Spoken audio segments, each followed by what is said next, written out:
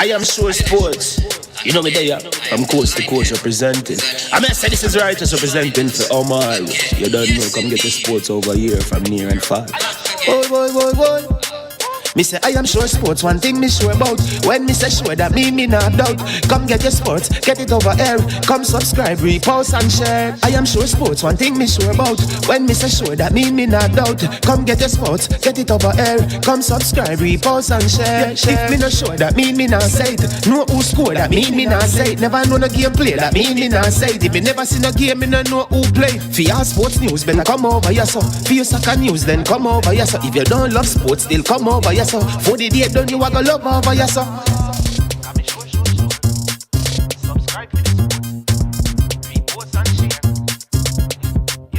So when it comes on to behavior concerning football, Jamaica is decent. I am sure that if we can get all of these things done, set in place by the end of April, it gives us enough time before the World Cup campaign. Not afraid of no Brazil, no Argentina with these crap of players. We are good enough. Remember to like, subscribe, share. Listen, comment, let me know what your thoughts are. Jamaican herbs and spices add delicious, bold flavor to your next grilling experience. Flavoring sauce, a marinade, basting, condiment, or topping. Trick Nick Jerk Barbecue Sauce. Jerk Marinade gives your meats and vegetables authentic Jamaican jerk flavor. The spices are directly from Jamaica. Spices like jerk seasoning, allspice, Scotch bonnet pepper, fresh scallions, thyme, ginger, and garlic. The key ingredients to a great jerk marinade. 0% sugar and low in sodium. You want to try it?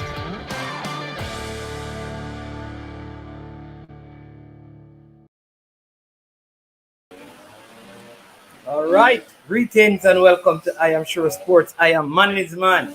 You know, it is the festive season, and right now I have the men, they're cutting the lawn. So at the beginning of this video, don't worry, you're going to hear some lawnmower in the background. They're cutting the lawn thing. We have to get things ready so we can set up the Christmas tree and all the lights for the kids and put up our Jamaica Claus out there. Not no Santa Claus, we're going to put up our Jamaica Claus, and we're going to put some goats out there instead of reindeers so that the kids can enjoy the festive season. But this is I Am Sure Sports, and I'm your host, Man's Man. And again, hope you had a wonderful weekend. And as you come to join us for another episode of the Legends Corner, we want to say a big thank you to our sponsors. The sponsors of this video is Tricknick. Tricknick is a Jamaican owned and operated company. We promote brand Jamaica. They operate in Canada and they use authentic Jamaican herbs and spices to make all their products. Right? They make jerk marinade, jerk spice, jerk sauce, barbecue sauce, hot pepper sauce, and curry paste. And here's what they do. They have partnered with I Am Sure Sports, and they're offering 25% discount on all their products. All you have to do, people, is shop at www.tricknick.ca, and once you do that, you will get your 25% discount. All right. Today we are going to give away $500 credit as well. So stay tuned for that. Whether you are a Flow or a Digicel service user, then you will get the credit if you can answer the question. So when our guests speak, you have to make sure you listen to every word, every line, every phrase. All right, and you get that. All right. So big up to all the persons in the comment section already. I mean, our guest must be very popular because so many of you are already. The comment section is loaded with comments. I see Marlon Morrison, Travis Peso, Claudia Hodges. The coach's desk is here. Coach Menzi, Roy Garrell is here. Countryman is here as well. Sir Holmes. You know, big up and bless up. Listen, we have a big footballer, right? I mean, I can't even share some of the things that I found out just talking to him because it is absolutely surprising, right? Some of you didn't know that his father was a big baller. Some say his father is way better than him in terms of football, but I will let him. I will certainly let him answer that question. I will not answer for him, so he gets to decide which one is better. His father, Donovan Hill, spoke about his father yesterday in his interview and made no mention of the son. So I suspect that he's suggesting that the father was of a higher standard in terms of his ball playing. But who am I? I'm just a fool that no business in that kind of fight going on right there. But I want to welcome to the coaches, not the coach's desk, but I see the coach's desk here to I Am Sure Sports. None other than Mr. Tyrone Marshall. So welcome, Sir Marshall, to I Am Sure Sports. Good morning. Oi. Good morning. Mr. Morning, respect, man. Blessings to all you on the program. Wonderful, wonderful. What happened to the hair? I mean, Ah, we're accustomed to seeing yeah, you with, playing for Jamaica with that part, yeah. the mohawk. The Mohawk, the stress and everything. After playing football and dealing with the kids, them. Yeah, the hair is kind of leaving me. So I have to make sure I keep it at least. Cool, cool. It doesn't look so good, right? Yeah, yeah. So awesome, awesome, awesome. Really, really delighted to have you. And first, we normally begin this interview by saying a big thank you to you for your contribution to Jamaica's football. I know for many, many years you are was a stable member of the national team. I mean, and even seeing you for me personally in the 2002 campaign, I believe it was, wondered where were you in 1998 because I mean, you just emerged, and many people felt like that. Where were you Yeah, for that campaign and what really happened? But I guess at some point we'll get into we'll get that. to But it. Yeah, we'll get. yeah, but I mean, it's so good to have you, and congratulations as well. I know you're over there in Cincinnati and you're doing a good job coaching there. Yeah, So I know you'll also talk about that. But again, thank you for your contribution to Jamaica's football in terms of playing and assisting players, yeah, young players to get into the States to settle. And I know going down the road, you're going to be an integral part, I believe, of the nation's football at some stage, at the junior level or at the senior level as you continue to develop your own coaching documents in the States now. yeah. Absolutely, absolutely. Yeah. And I see the St. George's people are already here saying STGC. Why do you have to do that? Yeah, All man. SCG all the way. Boom, boom. Contact. right. All right. So, Tyrone, just tell us when did you start playing football from your earliest days, from the time you can remember, Yeah. all the way to your high school playing career? Yeah, so I tell you what, how everything started, it started on the streets of Grand Spend, right? Over Oh, here in Four Roads, for the people them who go way back, Grand Spend, Wakapen. Yeah, I mean, that's where I came from. That's where my mother side of the family came from, out of Wakapen. Yeah, right there, Grand Spend Avenue. And then my grandmother moved over to Four Roads, right? It's right there by Waterloo Road and Sharkwood Road. Yeah. right. And then grew up down there playing football over in the park and everything. I'm 7 years old, and I remember we used to go down to Queens, right down the street to go play football on Right. the weekend. I remember we used to jump the fence and go play football, and then after we get done playing football, we jump into the pool until the security guard rush with. Everybody scatter. Those are the days I remember, right? Yeah. So going back to then, and then eventually I moved up and went to St. Peter and Paul. Because at the time I was living with my grandmother, and she obviously couldn't take care of us, my youngest brother and I, and so I moved up to Mona Commons to live with my aunt, and so we were enrolled in St. Peter and Paul Prep School, and that's where I think the journey started. Because now I was exposed to more organized football, in a organized setting. I know Craig Butler was a big part of the coaching there too. He came over and helped us at times. Mr. Virtue, Andre Virtue's dad, he was a big part of it, and Mr. This is Largo, at St. Peter's and St. Peter Paul. and Paul. Yeah, this Okay. is St. Peter and Paul Prep School. Where I was exposed to that. Started playing more organized football and doing my thing there. And at the time, I was playing at St. Peter and Paul. The players that, I remember we had Andre Virtue, Gregory Simmons. Those were the guys that kind of stood out for me right now, that I played with at the time. And then from there, obviously, it kind of branches off where you start going and play like the minor league, in Christmas time, play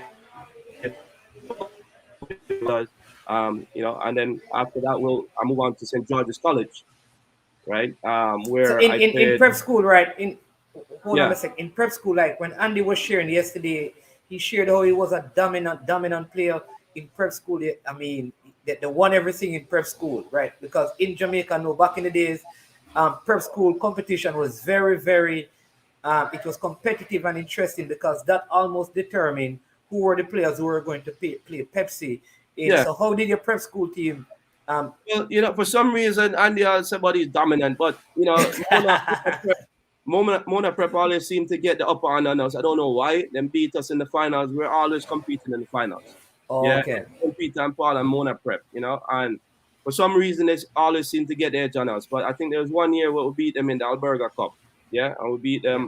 them. But other than that, yeah, we're always competing. St. Peter and Paul and Mona were the two, I guess, dominant team, but we were always the one that was finishing second. And it was tough. Yeah, it was tough to see that because back in the days, Andy, Bama Williams, he used to do his little thing, and I used to go to the defender and say, "Yo, the man, kick down the man. Now, I want to do. Make the little boy dribble around and pick them." So yeah, so Andy was a little thorn in our side, but eventually we got him on the upper hand on him at one point when in the Alberga Cup. And then now when we came together and played at all prep and all primary, right? Yeah. Andy would play with us, and I always have to remind him sometimes and say, "Hey, remember, you beat us, but yo, I ruined the thing now, So Yeah. yeah, man. So Andy and I, we go way back. Andy and I are friends up to this day. Right. Lifelong friends. But again, once I get from Peter and Paul and playing prep school football, then like you said, move on Go to to St. George's. St. George's now. After we do our little thing, we play the all prep and all primary thing. We move on to St. George's now. And this was, I think, was 89, right? Okay. Not to give away my age. So after leaving St. Peter and Paul, went to George's. My first year at George's, we played Pepsi. Did well. We went to the finals and played against GC down at D&G. Then I get it. And I think we ended up beating GC 1-0 in the finals and beat them for the Pepsi. So that was very good. Andy wasn't playing with me at that time because Andy Because was, he was still at prep school. yeah, he Right. was still in prep school. Andy, I think, was a year or two behind us because Andy Right. was young playing up because of his talent. And he was a talented Okay, young. so who was on your Pepsi team at St. George's that time around? Do you remember the players? So at the time, I know Gregory came over with me. Gregory Simmons, he might have been 1 year behind. Ernie Spencer was one of the players that was with us as well. Ed Seal Scott, Ali Rose. Um, Oh, yeah, so we had some talented players that were Marvin McLean. Those type of players were on our team at the time. Pepsi team. Okay. Pepsi team, that's correct. And so we won it that year. The Pepsi. It was very. I mean, I think we hadn't won Pepsi in a long time. At St. George's, but And coming who in. was the coach at St. George's at that time? Coach at the time was it wasn't Mr. Gale, it wasn't God Gale, but I think God was helping out at the time, Okay. right? It was the track coach, and I can't remember his name, to be honest. Okay, you know that's fine. That's fine. but Mr. Gale was helping out in that situation. I remember he was there at times, when the coach wasn't there because he had to do track and all that stuff. So Mr. Gale would step in and help us, and did a really good job. After that, now we'll move on. The next year we'll play, Colts. And again, the same set of guys them transition Right. up, right? And played in the Colts. We didn't do as well the second year. We struggled a little bit. But with that being said, we still had a decent year. Hold on a sec. Somebody's saying that Andy Williams actually played Pepsi 89. So So you then it would might have have been, so so then you it would might have have been 87, 87. 88 that you Okay, actually yeah, played. yeah, Yeah, yes, correct. yeah, yeah. You see, that's what I'm when you get old, man. You get them. Yeah, very good. I appreciate that.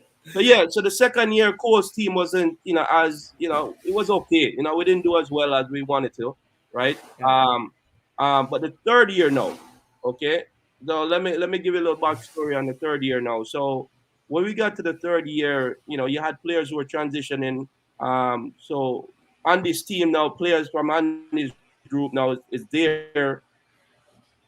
Day one, like Ernie Stewart, Gregory Simmons, sorry, not Ernie Stewart, Trevor Spencer, Gregory Simmons, Mario Wu, I think Johan, the twins were there, Bama was there. So now that group of players, was integrated with our group now. So we were bringing up some of the younger players to play with our group. So Mario Watts, was another talented player that was with us there as well.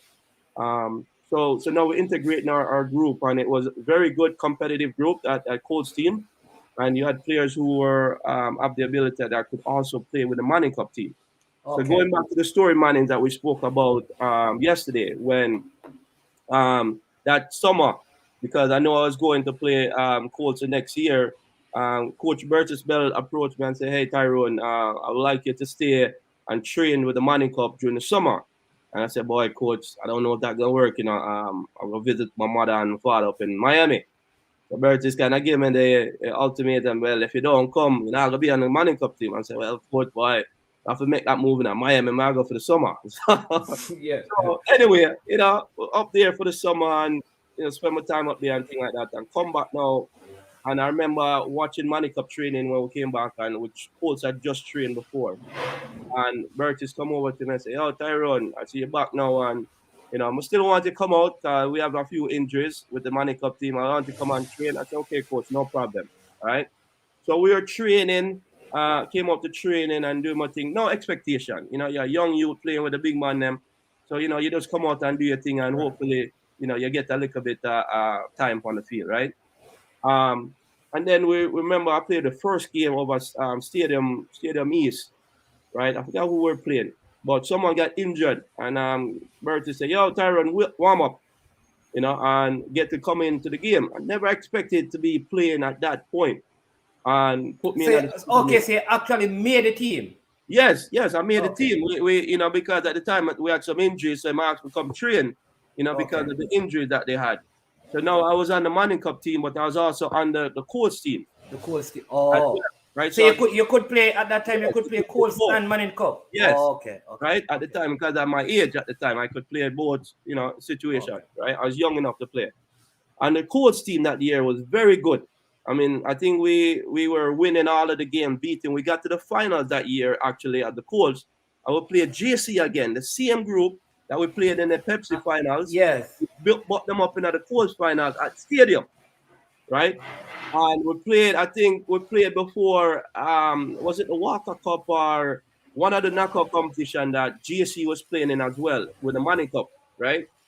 So we played the first game at National Stadium, and I remember that game because it rained so much, right? And it was a mistake that happened where um, GSC for some reason them kicked the ball up the field, and the ball Edsel went to go catch the ball, and it dropped out there, man, and the man just run onto it and kick it in because it was Whoa. the conditions, right?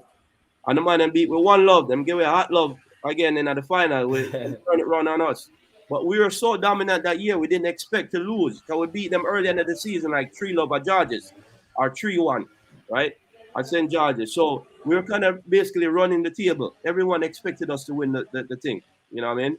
And then we get to the finals, and how things go sometimes, little bit of luck here and there. And GSC came with a very good game plan, and the condition didn't suit us as well because we have a lot of exciting player that was on our team. Like I said, the Ali Rose and them Monday. Ali can't dribble it on the mud. So them used to them not just pressure and Ali all the time. Because And the stadium feel had a lot of dirt that time. It no, was so, it was raining. yeah. Tremendous, a Okay. lot of rain, and so the field was in very bad condition. Okay. And Okay. then it just didn't really afford us to do what we normally do in terms of our playing style. So that first game now in the Manning Cup, you said that you played the game at the Stadium East, you believed, and players were injured, and then Coach Bell. Coach Bell brought me on, to play in the midfield, and did very well in the game. To simplify my game, but young youth in the Money Cup, you can't do too much.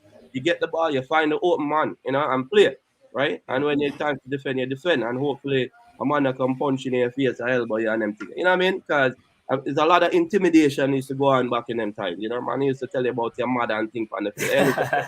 Come off of the field. You know what I mean? Them things, Yeah. right? You know about that. You know, as season wore on, you know, just myself embedded in the team now, start playing on a regular basis while I was doing double duty. So I'm playing with the Manning Cup team, but also with the Colts team, you know. And I can remember, you know, Muggy Graham, right? Muggy Graham said to me one day, this is when I was playing Manning Cup, and say, yo, Tyrone, you know, because size and everything, we need to, you know, get you out on the pitch and do more stuff with you in the morning and things. So Muggy Graham used to come and pick up myself, Sean Simmons, um, and another friend of mine at 5 o'clock in the morning. Man used to come on my house, you know. I'm here the car, burn, burn. I'm a uniform, press and thing, ready to go. I will put on, get my uniform and boom, in the car. Judges were there by 5:30. I would train for an hour upon the pitch before. When training done, you see the man in my walk, the security open gate at Judges. The man in my walking on the field and I'll get ready to come off of the field. That's the dedication and all of that stuff. Yeah. The team, you know, back in the days. Because at the Manning Cup, we needed to make sure that, yo, Muggy Graham was really on, you know, put in the effort to say, Tyrone, they have some quality, but we need to make sure we keep working and it keep getting better, you know, keep sharpening up the tools. And that's where it ended up. Right? That's where you're probably around 15, 16 Yes. at this time. No, this time I was 14 years old. Yeah, 14 years So old. your first Manning Cup game, you're actually 14. 14, yeah. Wow, that's your first season. Yeah. And to give you some more backstory, right? Why you're saying the age. So before we had gone to the national team when I was playing course now, Jackie Waters called me into the U19. I was a U19 and U17. I went to Trinidad to play, right? When Dwight and them man they was playing. And I was the youngest youth on the team because whoa. Yeah, man. That means you'd have been like 12, 13. 13 years old. 13 years old when I on the team. I play, right? And Jackie Walters brought me down there to Trinidad, right? Because what was going to happen is he was foreseeing me playing with the U7, U16 national team that was going to be in preparation. This is where the Wolde Harris and those guys were playing, was going to be playing. That team that made it, right? So I went with Jamaica down there to Trinidad. I remember watching Dwight York and Sherwood and them man they playing. I'm not like, yo, you know, a different level. And this is when York just gets signed now, his pro contract to go to England, right? So Dwight York actually got that must have been a U17 tournament. Yes, U17. There you go. Right. Yeah. U17 tournament. So you were part of the Jamaica team that actually went there. Right. Yeah. Do you remember any of the other players who were there with you that would have been not that I can recall, you know, to be honest. Not that I can recall. Man, it's such a long time, you know, as a young you know, like trying to make sure that you don't get out you know, do anything that you're not supposed to, you know what I mean? As a young guy statesman, you're like, yo, just keep your line, you know, stay lane, right? Okay. So you went there, came back, playing your first season. Muggy Graham is bringing you out. Bringing me, down to George's, you know, with training, working on the skills and stuff like that, you know, in the morning. So, you know, training twice a day. In the morning, and then we go to school during the day, to George's, and then in the evening now we have Manning Cup training. And sometimes we'll have coach training, that's depending, right? So when I leave my house at 5 o'clock in the morning, I wasn't reaching home till like 8 o'clock at night. You see what I'm saying? So it was football from morning to night for me. You know, that was my outlet, right? That was my thing to do. You know what I mean? So as we went on, you know, the season obviously playing and doing the thing, we didn't have a great season that year, that Manning Cup year, but the coach was the thing that I was more focused on because that was the team that was winning everything. You know, we were winning everything. That's your first season of Manning Cup, and your last season of Colts. Right. You know, and so you know, we lost in the finals, and you know, the Manning Cup thing was you know, was kind of getting off on the road. So when all of this was happening now, you know, my family was still in the States. You know, my father, mother, and brother, and them. I was the only child that was still left in Jamaica. You know, so my paperwork was in the works. to come in terms of filing for a green card, to status. Yeah. And it finally came through. And then I had to make a decision, not really make a decision, it was time for me to leave now. So after that season that I played, Manning Cup and Coles,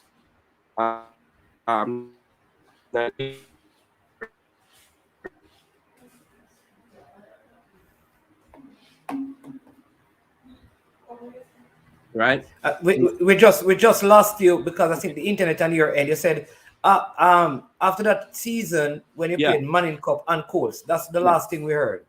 Yeah, so after that season, I'm migrating now to the States because my paperwork came through, right, to get my Oh, green card.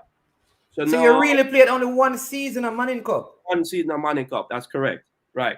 But I played 2 seasons of Coles and one obviously with Pepsi, right? You play Pepsi and then you move up to Coles Oh, and okay. then Manning Cup, Okay. yeah, correct. So I left George's at third form, Okay. Okay. yeah, and then I moved up to the States. I migrated to Florida, Fort Lauderdale to be specific, in Lauderhill.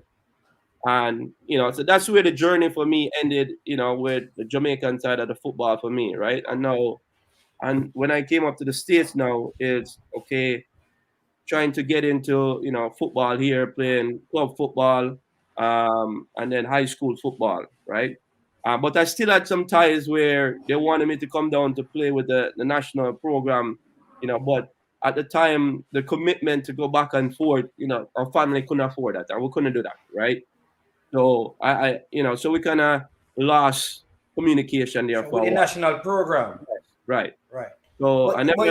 But you were playing high school soccer in Correct. Florida. Yes, Yeah. correct. This is where I started playing high school soccer along with club football, right? Okay. So you play club football in the spring, and then you play high school in the fall, right? Um, and that's what I was doing. And then played it for quite a bit, for a while. I was scouted on the club level by colleges. Now when you get into this into the American side of it, you start being scouted with college coaches potentially who want to take you, giving a Right. scholarship to go to school. So I was scouted at Plantation Eagles. That's where I played for my club football, right? By FIU at the time. Okay, Right. Florida International National University. University. Yeah. Coach saw me when I was playing at the U16 level because I just came from Jamaica and he didn't monitor. He called me after the game and said, "Yo, man, I like how you play." He's like, "How old are you?" And I told him I was just only 14 at the time because I just left. Wow. He said, coming up to the States, and I went right into playing 14, 15. And the guy is like, "What? No, man, you're not that young, man. How you playing? You're playing like a big man." But coming from Jamaica, you're playing among with the guys. I mean, Right, because you'd have played against bigger guys in Manning Cup and those yeah, things. you play with Yes. big man, so your style of play now adapted to that style, right? So when you're playing with the youth 16 and youth 17 level, you stand out because now you know how to play the ball. You're simple. You can Everything is just so simple for you. Yeah. So I was one of the players that stood out amongst the group, my peers. So FIU took a note of that, and the coach just kept track of me ever since then. And as my journey went on, high school, I got a scholarship to go to FIU now after my senior year playing high school football and all of that stuff. So now I'm ready to graduate and now go on to the college ranks. Did you win anything in high school football in this, or it wasn't that competitive, Yeah, or it it's was not about competitive. No, it was competitive, but high school we went to the district finals and we lost in the finals. you Because always losing in finals, man. man, look, man, it's one of those things, the school, because how the makeup was, right? We had Yeah. a lot of different genres of players. You put it, high school wasn't as, where you have players who could play. Like Jamaica, you go there, you have a whole collection of players that, man, very good. In the States now, it's just, hey, you see a few guys come and then you reach another few guys who could play football. So it was tough. So you can look at the team, the makeup was very, very difficult. Um, so yeah, after high school now, I get opportunity to go on to the college, right? And this was 93, right? So See, 93 I went to college. I think somebody said no state. I'm not. Yeah, no state, no, district. Yeah, we lost in the district, so you have to win your district to go on. You know, that's when you progress to get to state. I know. No, you can't do it by yourself. You need players around you. You know, I yeah. didn't know. I didn't know that. I didn't know. Yeah, Oh, that's it. somebody, Brando. I think this person probably out there asking Boyd what high Anderson. school. Boyd Anderson High School in Lauderdale Lakes. Okay, okay. Yeah, Boyd Anderson. Boyd. Yeah, Boyd Oh, Anderson. Yeah, yeah. man. So then you went to FIU, No, so right? listen now. So FIU now was on my radar. Them scouts to me, everything want to give me scholarship, everything, right? So we played now. This is club football now. We played in a state tournament, right? So I'm coming back to the state thing, right? So Right. in the club soccer now, we played the state tournament. So at the state tournament now, we had all the college coaches watching, and the coach from Lindsey Wilson came and watched me play, or come and watch my team play. And Okay. he came over to me after at the end of the second game because we played two games that day. We played a double header, one in the morning and one in the afternoon, right? 'Cause back then that's how things were. You know, like soldier. 9 o'clock game and you turn around and play one at 4. You know what I mean? This is And so, full 90 minutes game yeah, or man. like Come 60 here. minutes. Yeah, and this time you're playing now U17, U19. You're playing the U19, the big thing, right? So you're playing Okay. full 90-minute game, right? So once game done, you hold up a Gatorade and you just go sit down on a tree with some orange and just say, boy, just chill out. So anyway, the coach come to me from Lindsey Wilson because he was watching a few players on that team that we had that were supposed to go to school. And he saw me, he's like, I thought you're a very good player. But what position do you play? I said, well, it all depends. I'm a striker. I said, I played up top. He's like, well, I saw you play up top in the morning, but in the afternoon I saw you play center back. And like, why was that? Well, the team we playing in the afternoon was a much better team, and our center backs wasn't very good. So the coach put me at center back because he knew I could play back there, and I could chase down their strikers that they had. So he's like, man, I thought both games that we watched, you played very well, So he was very intrigued, with my abilities at the time. So he kept track of me and he offered me an opportunity to go to Lindsey Wilson, which was an NAIA school, okay, in Columbia, Kentucky, okay. Yeah. And now so FIU was still on my radar. I went to visit the college FIU down in Miami, and when I went to the college, I just didn't feel the vibes, when you see college environment on TV, that vision of you get up and you go to class, you go across campus, the trees and them thing there. Now, man, when we go FIU, it's pure parking lot, I say, and you have to cross a busy street to go to the dark. I'm like, "Lord, fire, man, I don't want to do this." You know what I mean? So Yeah. my vision as college wasn't what FIU offered.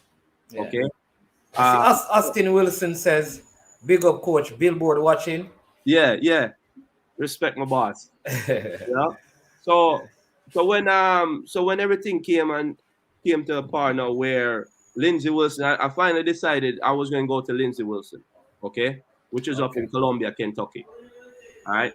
I went to Lindsay, and when I got to Lindsay, I didn't. I had to redshirt my first year because I didn't take my ACT. I took my SAT, but I didn't take my ACT.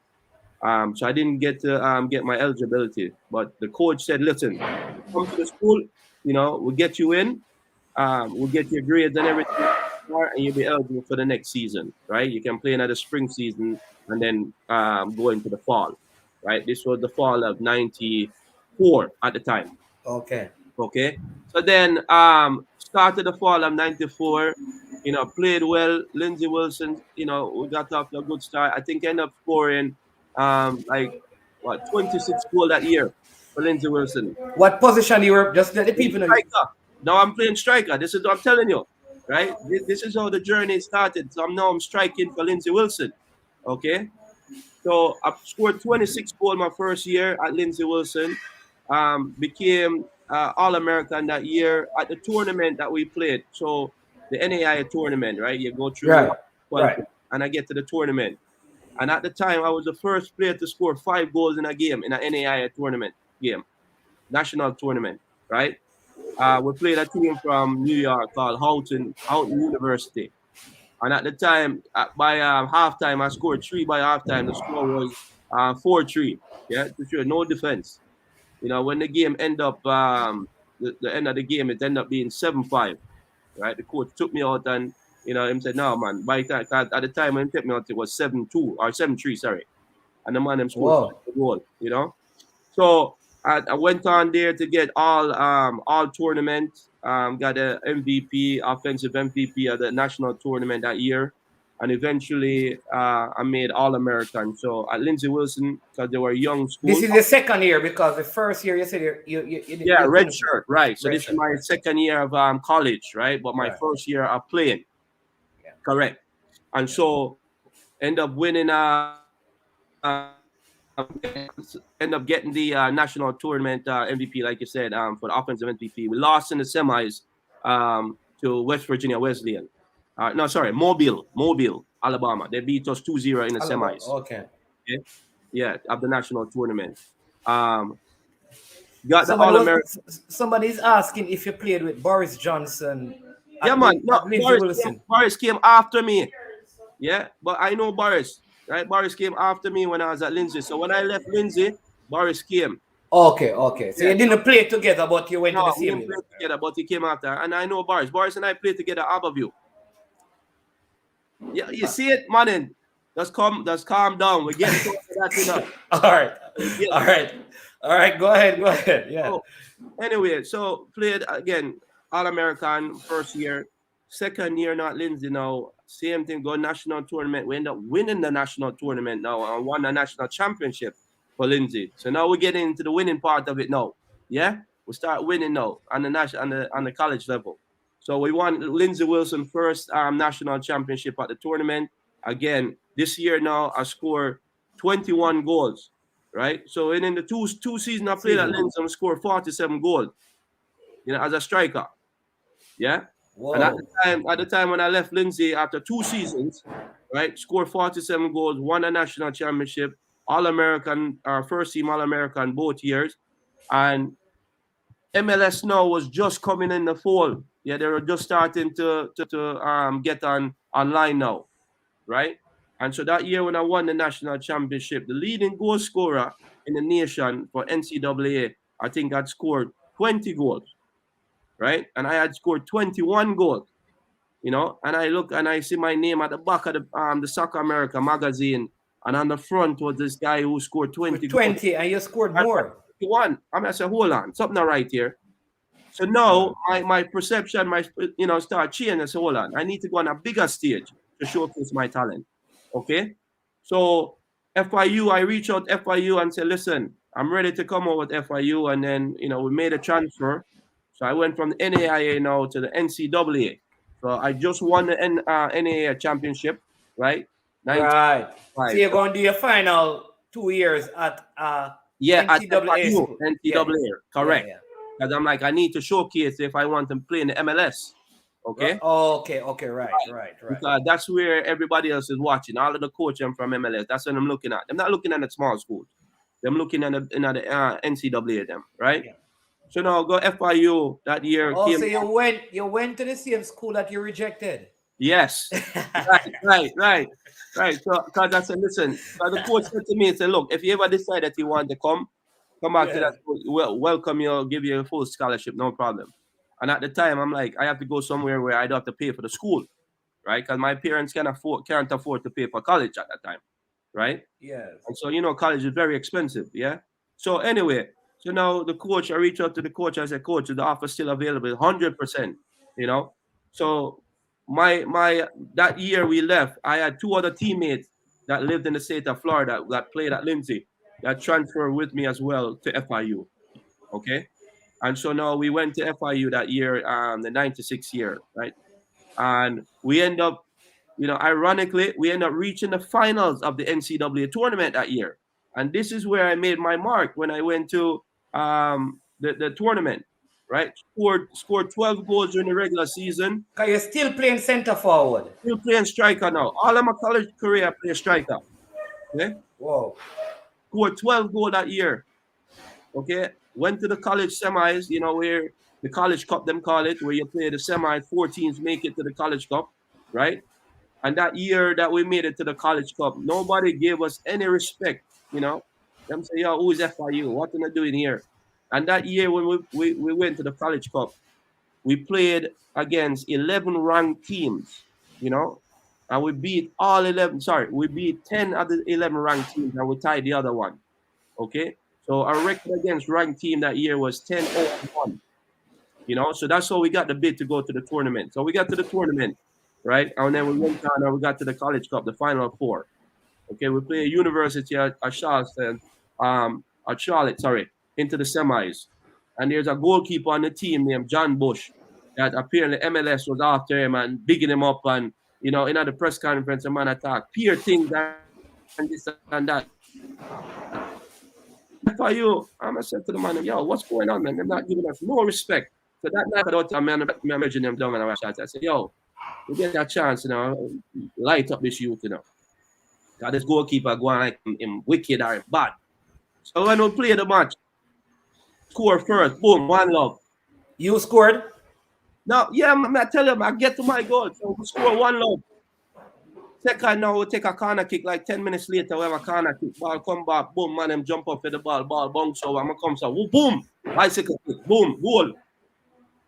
For the national tournament stage, for the keeper who them say I play MLS. Now, man, Yeah. so when we see the chance, they come, boom, bicycle kick, goal, 2-0. Then we come, so boom, boom, 4-0, we end up getting the night. You know what I mean? And then after the game, we'll attack them attack. Nah. You know what I mean? Tyrone Marshall now step up in the stage and that the conversation now. Who the youth here? Where him come from? You know what I mean? Yeah. Yeah. So that's where I start turning the table a little bit now towards my This direction. is your first year in the NCAA at FIU. Yeah. At FIU, I will go to college tournament. We go to the finals.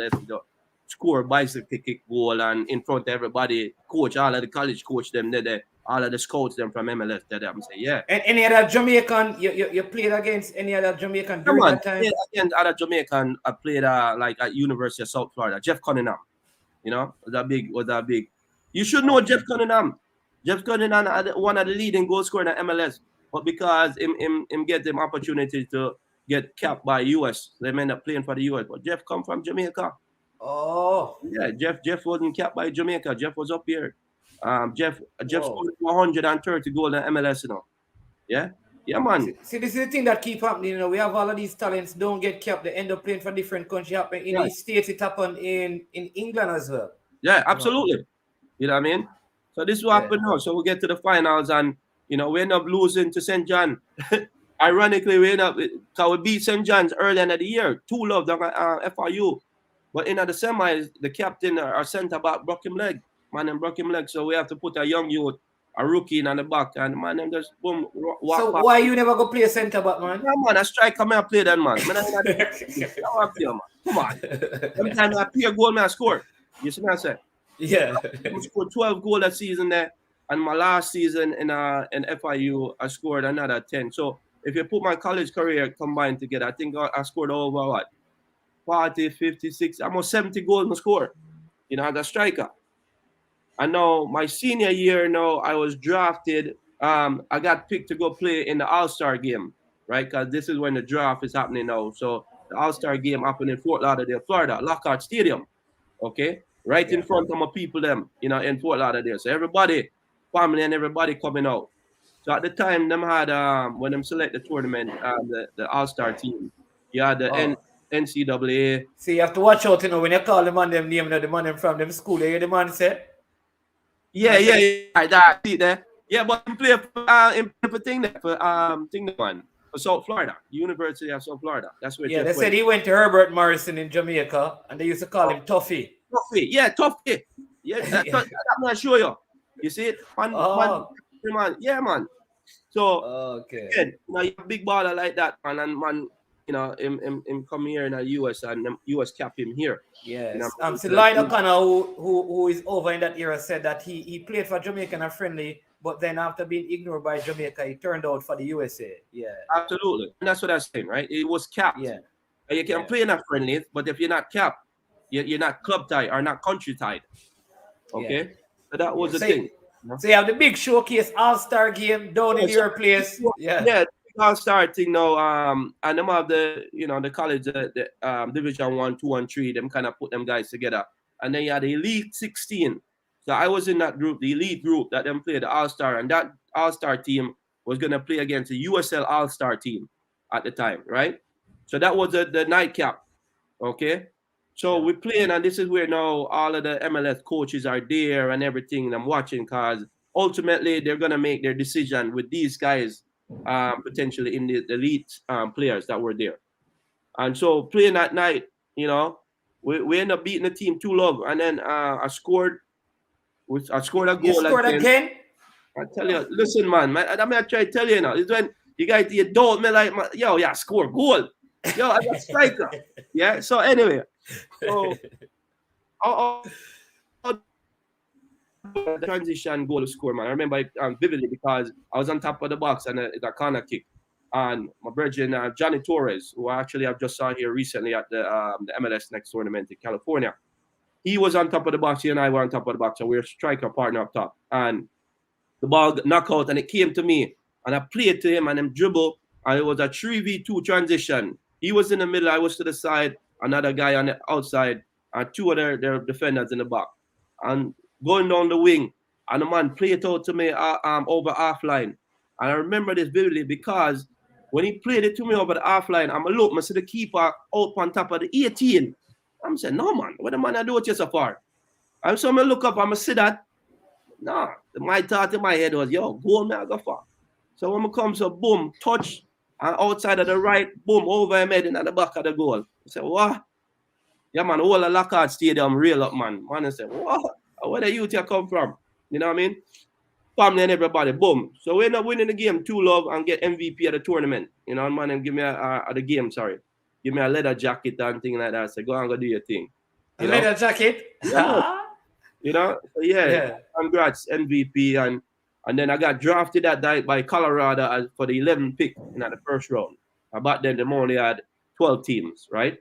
In an MLS at the time. This was 98. Right. So them drafted. This was 90? 98.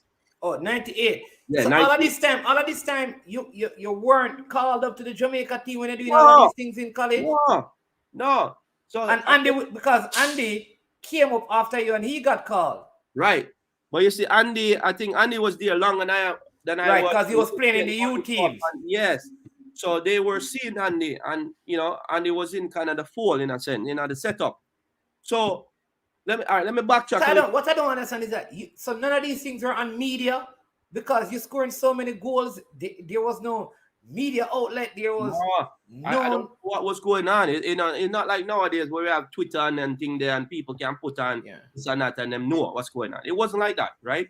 So I was kind of doing my little thing, but at the same time too, I was still penetrate what's going on in Jamaica. I was still watching because I remember when Jamaica played in the Rose Bowl, right, against Brazil, before leading up. Yeah, man, I mean, down in the stands and I'm a flag, I wave and I bop, say, go on, Bama, do your thing. You know what I mean? I remember them times, still supporting, but not foreseeing that in the next 2 years, I was going to be amongst the group of players that would play in there, watching World Cup when all of that happened. And, obviously you want the opportunities like, man, miss my opportunity to be amongst the national team. Because you see, grew up with some of the youth, them, Andy and those guys, and see them getting a chance. You're happy for them, but it does sometimes you feel like the ship kind of sail like you weren't on it, and that's how I felt at the time. So I'm like, look, I'm not disappointed. I'm happy. Jamaica is there. I can support my teammate them and support my countryman and support my friend them. You know what? Honestly, I am kind of shocked, right, that we have a Jamaican youngster because this time, because Andy was like 18, so you would have been like 21, 22. Yeah, 22, yes. And you're scoring so many goals in NCAA football, MVP at a tournament, right? Getting drafted. Absolutely. In the top 11 because you were drafted number 11. Yeah, I drafted the first round. The first round, 11 in the first round. Yeah, so each team get to pick in the first round, and there's 12 teams, and I was the first pick by Colorado, and their pick was 11th. There you go, the 11th pick by Colorado, and I'm saying all of this is happening, and I mean I don't know, because we were struggling to score goals, right? And so we had to go for the Dean Burton further down in the campaign and the parallel. And at this time, you were very prolific. Right. But let's continue. So, right, you got drafted by Colorado. Colorado. So, Right. yeah. And then, So now I got drafted by Colorado. And coached by Glenn Marnick at the time. Who was a coach for Colorado. So now they brought me in. Obviously to play striker / on the wings. Okay, because the coach, man, him have a chat and him say, "Yo, I like your pace. You run up and down the wing. You have good stamina. So yeah, let's do this. Okay." So when I got to Colorado, now it was very difficult. It's one of I know my transition from the college to the pro, right? And the reason being, now you have professional players, footballers. Everybody can play. Everybody have that, have that eliteness about them. And when you get to the pro level now, if you're not scoring consistently or you're not producing, you're going to get your opportunity. You're not going to get much opportunity. They're going to push you a little bit to the side and put them on the field with them up here, big money for who scoring. But you got drafted by Colorado as a forward. Yes. Okay. So I got drafted, and at the time, Wolde Harris was there at Colorado, right? Okay. Wolde was playing for Colorado, and the year before, they had went to the finals, and they lost to DC United in the finals. Okay, so Wolde now was there, another countryman, and another good bridge in Jamaica. Wolde and I played together in Jamaica at the youth level coming up. So play like youth 14, when we got Miami Classic and all that Right, team when it's father, and played against him when he played at Val's Prep. And and when we played Winchester Rovers for Georges against Spanner them over against Santos, so yeah, I wanted to ball we played. So Woody and I go way back. Okay. So now Woody and I were at Colorado together, coming in, so now I have somebody there who I can at least, can confide in, and I'm in my bridge and we can chat and this and that. So anyway, so I was finding it very difficult to transition. I don't know why it was. Maybe there's confidence and, you get an opportunity, but you weren't scoring. And then the coach said, boy, I put you up on the bench and this and that. So now you lost confidence, right? For me. So I remember the coach called me in one day, the assistant coach called me in one day and say, Tyrone, listen, draw 3 lines on the board and say, first, these are the first team players, the reserve, and this is where you are. I said, whoa, what's going on, So that for me, that moment was one of those moments where you said, man, you look back over your career and say, that's the moment that's going to either change you, either you're going to get better, or you're just going to leave the game of football altogether, right? Because look now, you're at the pro level. Everybody can score goal. Everybody was good on the college level. Everybody was good where they came from.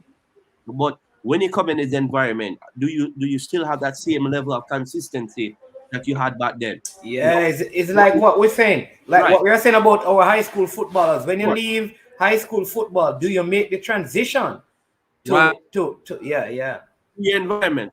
My transition was difficult. Like my transition, I wasn't the same prolific goal scorer that I was in the college environment that I when I got to the pro environment.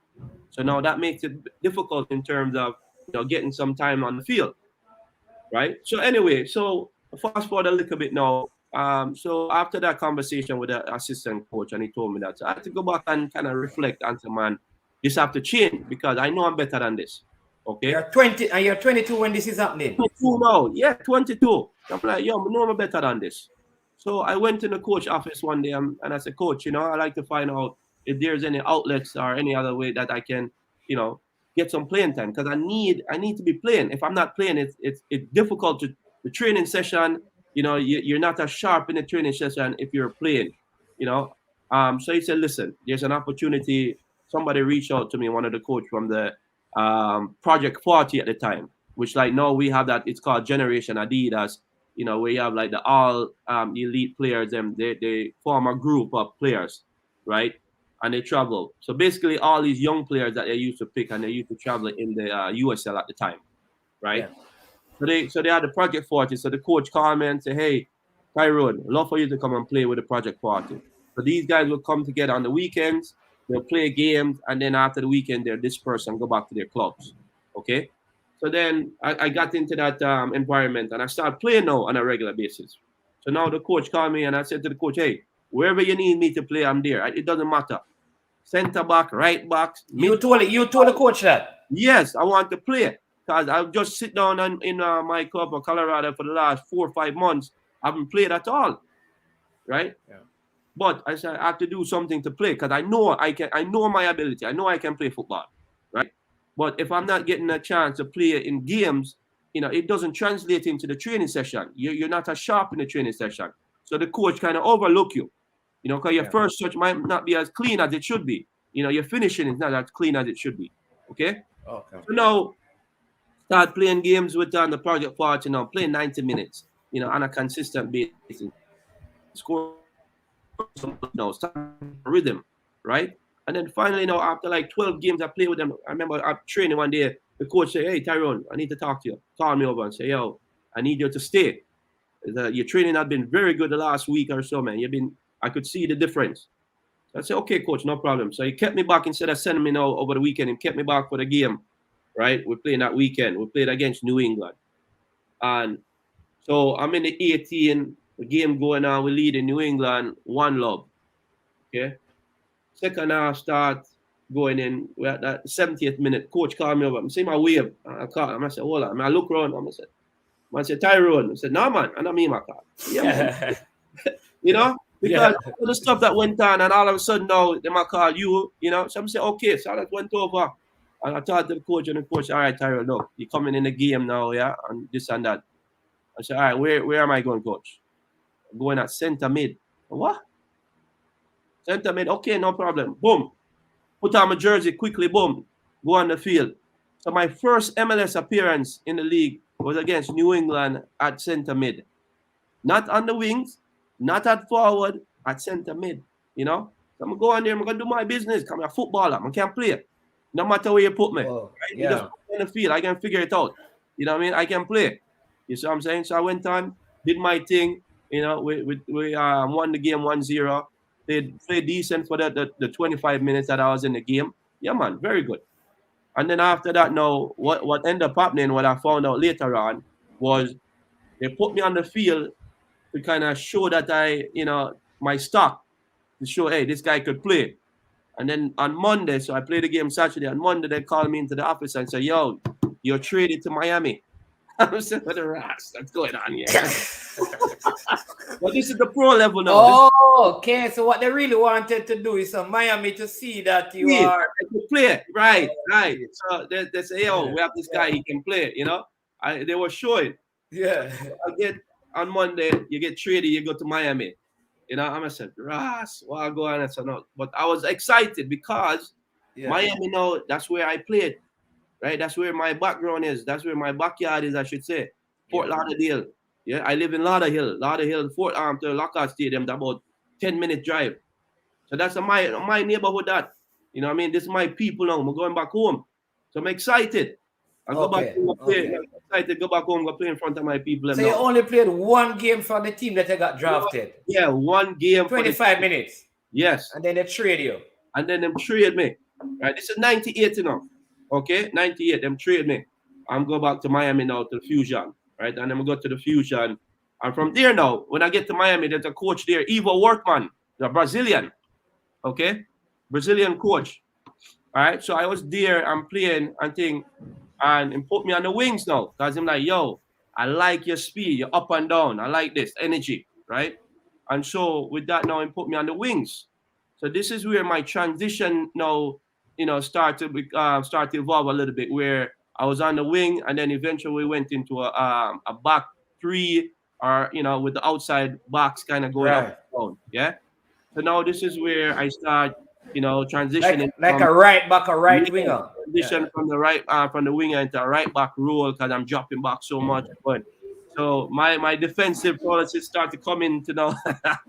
Because all up to this point, the primary position is striker. Midfield striker. One game at center mid. Yes. For Colorado. Now you're being put out on the wing. On the wings now. So now I'm playing on the outside, right? So again, when you go to the league to the next level, the coaches envision certain players with certain attributes. where they could be utilized effectively. You know what I mean? I'm like, yo, with your speed, we can use you on the wing. Because we already pay $1 million for this guy who can strike, who can finish. Him have the quality. He's a veteran guy. He's a 28-year-old guy who's been scoring goals in Argentina, left, right, and center. He's been a pro for the last 5-10 years, right? So, you know what I mean? So now can we put some young talents around him where we know we have energy, we can work, and we can do a thing, So this is how you start to kind of build a team out, right? Because you just utilize the qualities of the players, their attributes, and see if they can fit into the bigger scheme of things. So now playing at Miami now, 98, 99, I think, 99, 2000, I think. Well, before you get to 2000, because I see like different comments coming up about like Robin Fraser, Mark Chung, and Jeff Cunningham should have played for Jamaica, and they were all good players. And several persons have been saying that. But one of the things I know, Tyrone, is that during this time, it was such a hard thing for players in the States to get into. I don't know why to get into the Jamaica team. Players like you, Wulde Harris, even Altiman Butler and Paul Young didn't end up going to the World Cup. Dean Sewell, who was also in college there. You had these other two who changed allegiance to play for the United States. I mean, Andy Williams was because they said he was out here playing through the ranks coming up. I mean, what was? I mean, before you move on to 2000, what made it so difficult? I mean, is it that the eyes of the coaches weren't looking in that market? Is it that the talent in Jamaica was better, or the USA footballing system wasn't highly rated at that time? Yeah, I think a combination. I don't think we had enough eyes outside of Jamaica. In the different leagues. I think whoever was doing the scouting network, I don't think we had that network in place as it should be. Where again looking for all the Jamaican players and just keeping track of them that were playing in the professional leagues in the United States. Like you said, myself and there's plenty of other guys, like you said, Jeff Cunningham, who came out of South Florida, at that stage. And I tell you what, when Jeff came in the league, Jeff was actually producing more than I was my first year. And Jeff and I went in the first round. Jeff went to Columbus and I went to Colorado. But Jeff was playing more on a consistent basis and he was scoring goals. He was coming off of the bench in Columbus and scoring goals. I think he probably scored either 10 goals that year, his rookie year, or something along that line. So he was producing. So if anything, they should have seen Jeff even before they saw me. You know what I mean? Because you have somebody who was scoring goals at the professional level in MLS.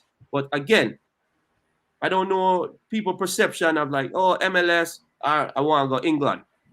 You see what I said? I'm going to look in England first and see if we can find a baller there instead of going to MLS and see if we can find someone there. Yeah. You know what I mean? All right. So pick up your story now because you were talking about Miami in, I think, 2000. You were saying something about.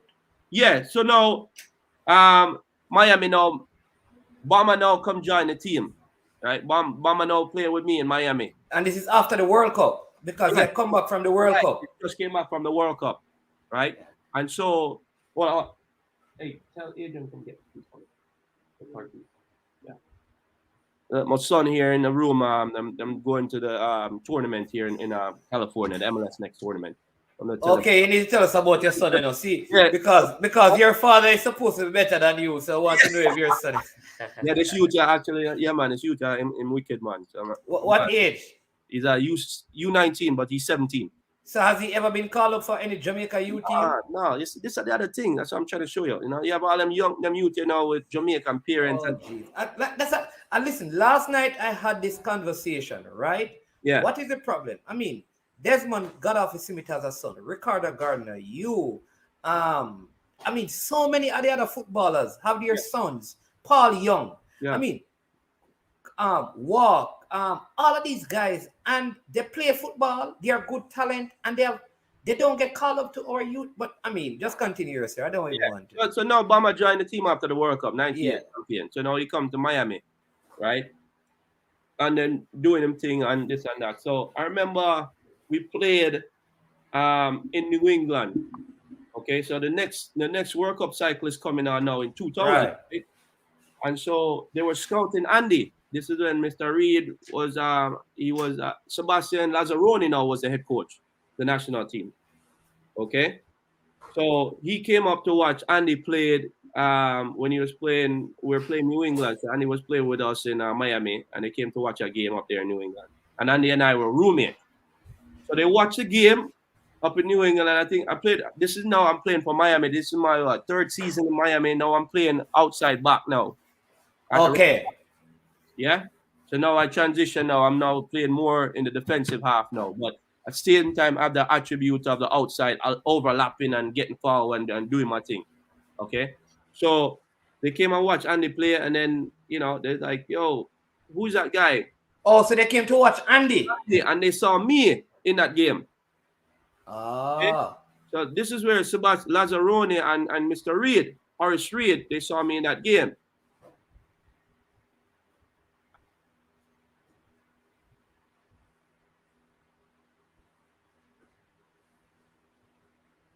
Sorry, they asked, who is that guy? Mr. Reed was asking, who is Tyrone Marshall? Because I see he has Jamaican lineage. So I went and I spoke with them at the airport. And at the time now, my coach for Miami, he was also Brazilian, right? Ivo Workman. So in the airport, he and Sebastian Lazzaroni was having a conversation. And afterwards, I found out, he said, "Hey, you need to take this guy. He has a very good potential, I think you'll be happy if you give him an opportunity." So after speaking with Lazzaroni and Workman and Mr. Reed, they invited me to come down to the camp in Brazil. That was my first invitation with the national team, right, to go down to Brazil. Okay. And I remember I flew down to Brazil. We were there for 2 weeks. That's where I first got introduced to the national team. Sorry, let me backtrack. Okay. Before I went to the national team before I get to the camp in Brazil. Yeah. We played a friendly against I think it was Romania in Miami at the Lockhart Stadium. That was my first cap. Okay, with Jamaica. All right. We had played. I was playing with the Fusion, and I got the invitation letter. And now they had seen me and everything, and they sent me the invitation letter that we're gonna play a friendly game at Lockhart Stadium, and you're invited to join the program. And I'm like, oh man, very excited. I get to play my first international game with Jamaica in Miami. In Miami, Lockhart Stadium. Lockhart Stadium in my backyard. Yeah. But here, what's going on now? So we played the week before, the Wednesday, right? We played against a team, and I was playing again with the Fusion. And in the game, I pulled my hamstring, run down the line, and like a man shot me, boom, drop, hamstring pull. I said, no man, what going on? Because in my head now, I think about the Jamaica game. Yeah? And that I think about and I really think about hamstring and injury. And no man, Jamaica game I think about. I think so how quickly this can heal up. So anyway, so I'm gonna get the injury, come out of the game. The game playing at Lockhart Stadium the following week. And boy, when we're supposed to report to training to Lockhart with the national team, me and Anandi little roommate, right? My first introduction to the national team, me and Nana a room. I think the time Nana play for Rochester, right? Nana come in, yo, my own, wagon, Yeah. Anyway, that's the first introduction, good man. Me and Nana bridging from way back. Yeah. I say, yo, my yacht, got him Marshall, what go on? I say, yo, my damn boss, this and that. So he said, I'm to you, man. So, boy, I'm stringing up. Pick up a look at injury and things. Say, yo, deal with that, man. That can't stop me from playing, I'm saying, yeah, man. So I ice my eyes the whole time, man. I do my thing. Wrap up my thing. Wrap up my leg. So the first game, I play with national team. Remember, Coach Brown come over to me and say, yo, Tyrone, I want you, calm down and just do your thing, just be calm. I'm like, Coach, all right, man, I'm a good man, I have this man, I play professional football, and I get paid for play football, I know what I do, so Yeah. right, man, no problem, again, it's just perception, you look at this light-skinned youth, pre up in the state, them think, well, I don't know if the youth are gonna hang with the man, them, and not knowing, say, yo, I walk up and I come from, from Grand Grand Spence. Spain. Grand Spence. I walk up and if anybody know I walk up in there, in the hood, Yeah. tough place that. No, in the garrison. We don't call it without Jamaica. We call it the garrison. The garrison. You see it, down in the ghetto. Right? Yeah. You see me, I said? So, again, I come from humble beginnings. I know where I come from. I know who I am.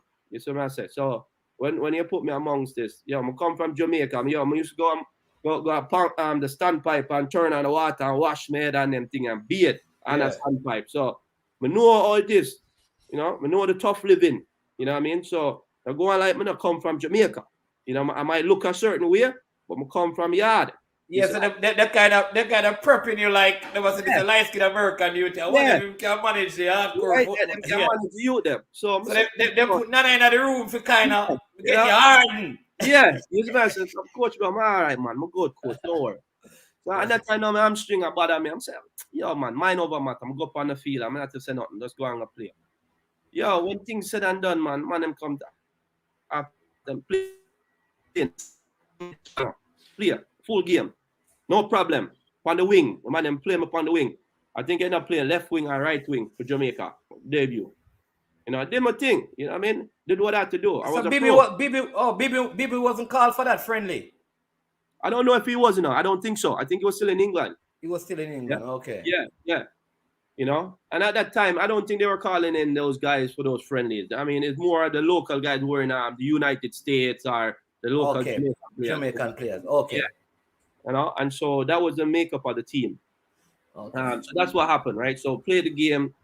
Coach Bone come to me afterwards and say, boy, Granny, yeah, man, you did your thing, I'm saying, yes, coach, man, don't worry. So let me just help the people. For those of you who don't know, Tyrone's father was the Harborview player they call Granny Marshall.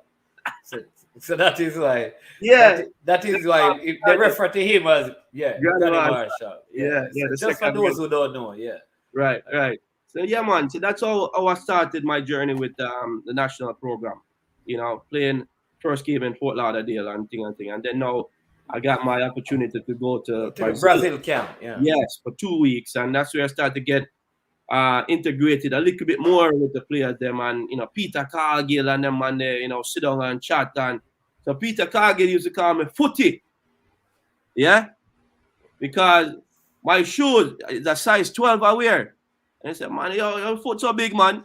Yeah, I'm a Footy, So to the great Peter Cargill, man, rest in peace. Man used to sit down, and reason, and talk and thing all the time. That was one good thing about going to the national camp when Cargill was there. I can remember just having reasoning with him and sit down and just kind of reflect on them thing there. Talk about life and everything else. Yeah, because what happened because many people believe that 2002 Jamaica should have qualified given that they were retaining some of the players who would have been at their peak. From the 1998 campaign. They also carried some additional players who were supposed to go for the experience at the World Cup. Right. And then persons like you would have come into that setup. Yeah. What really happened in that campaign? Yeah. For me, I also think because after Lazzaroni, he was there for a short stint. And then if you realize when we came back from Brazil, Lazzaroni didn't come back with us, Yeah, it was Clovis de Oliveira now took over. Oh, right? So Clovis de Oliveira took over for the first qualifiers where we had down in St. Vincent. Okay, I remember that clearly because when I think we ended up beating St. Vincent, either 1-0 or something, when across the ball to Nana and Nana, boom, top of the net, scored, right? So I remember Clovis taking over then. You know what I mean? Because Lazzaroni didn't come back. Lazzaroni left. Yes, I don't know what the reasoning was. If it was financial compensation, I don't know what it was, but I know he didn't come back with us. But you guys were being paid though. Yes. I mean, we're again, we're getting our compensation, but there's always discussion and money wasn't there or not enough or what's happening, when is the money going to be there? You know what I mean? There's always those discussions in the program, and it's still going on even to today. You know what I mean? Yeah. So it's an ongoing saga, man. That just doesn't seem like it's gonna change. Okay, so Lazzaroni didn't come back, but and Clovis de Oliveira Took over, correct? over that campaign. Yeah, he did. And so, again, I don't know if just having so many changes and us having the consistency in players, right, that we have, because Dion Burton and those guys will come in, the Sinclairs, all of those guys were there. They were in the camp in Brazil. I know Walter Boyd came down finally. He came towards the end in the camp in Brazil, because I remember we played against Santos in Maracanã, in the Brazilian Maracana. Yeah. Yes. And I remember Walter Boyd come on because Captain had just flew down, and he came down with Captain Burrell. I remember Walter Blacker Pearl. The first time I saw Blacker Pearl play on the pitch in person, the man pick up the ball. I remember two youth Brazilian I run on either side. I come this way, and the Pearl just pick it up and come like papa and flick it over them head. And I said, Jesus Christ, yeah, yeah, man. And that's the first time I remember Black and and that's where now there was some argument and thing going on where players they're talking about the compensation part. Like again, Blacker wasn't involved in the camp because certain and I was there. There was a lot of discussion going on, issues, and so it just didn't seem like the group was together in a sense, like 1998. Yeah. Correct. They didn't have that where everybody was together from day one, and they're going through the toughness and the rigors and everything like that. The trial and tribulation, right? And how disappointing was it though to not have qualified, given the hype and the euphoria around the 1998 campaign? Very disappointing for me, at least, because seeing that the quality that we had, I thought we had the quality to go on to World Cup. The players. And where we were at that point that we were in our careers in terms of our playing, I thought it was our best opportunity, like you're saying, with the collection of players that we had coming from the last World Cup, and then putting additional players around them that could potentially continue to help or to boost them to go, into that next stage. Again, I think it was really difficult, and for me, looking back at it, it was the best opportunity I thought that we had, in terms of the players and the situation that we're in. But because somebody said that the 2002 squad was more talented in his opinion. I mean, more so than the 1998. A lot of people believe that. Yeah, 2002. What are your thoughts on that in comparison to because you had some of the 1998 players anyways. You just added, I think, some bet. Yeah. But now you have these guys that were more mature now. Yeah, like BB, Andy Williams would have gotten more mature as well. Yeah. These players are much more mature now, playing in professional environments, whereas before you had these guys who were young and, talented, but not polished yet. And these guys were more polished now because they played on that international stage. They played at the highest level. And so coming in now, you think these guys, when you've been there, done that, now you just have to put some more talent around them to continue that upward trend. And so for me, like you're saying, that squad is very talented, but we're disappointed because of maybe external things that were going on that were pulling the group apart. People believe that they should be given certain things or they weren't given certain things. And, it just wasn't there's a lot of turmoil in that. I mean, a lot of striking, Right. Fighting between the federation in terms of so absolutely, that's gonna break down walls. That's gonna break down the foundation. Which is unfortunately part of the issue we have had with several of the campaigns, because you're also a part of the 2006 campaign. Correct. 2000 trying to so you had the 2002 World Cup qualifying campaigin, then you had the one for 2006 that you're also a part of. Yeah. I mean, all of those campaigns were disappointing. I mean, because we never get to the point where you felt. I know 2006 was when Tapa took over. Is that correct? Or yes. Right when sorry, I think we're getting that thing mixed up here. Was it 2006 or the 2000? That's when Carl Brown. 2010 or 2000 I 2009. think didn't Tapa took over and leave? Yeah, but when did Rene Simoes come in? Came back.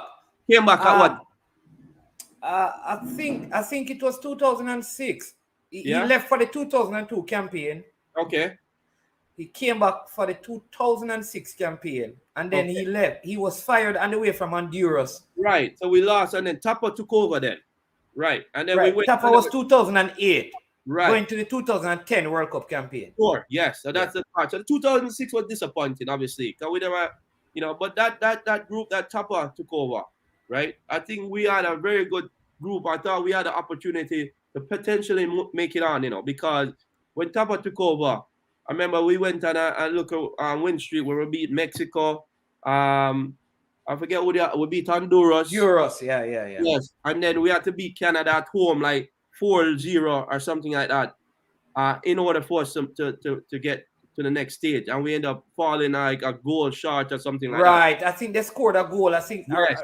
something. I think. Yeah, so we never make it. But that team, I thought that collective group of players, I thought was very good. I thought if we had Because Ricardo Fuller was in that to- team. I think Ricardo Fuller was a part of the group at that point. Yes, I yes. think.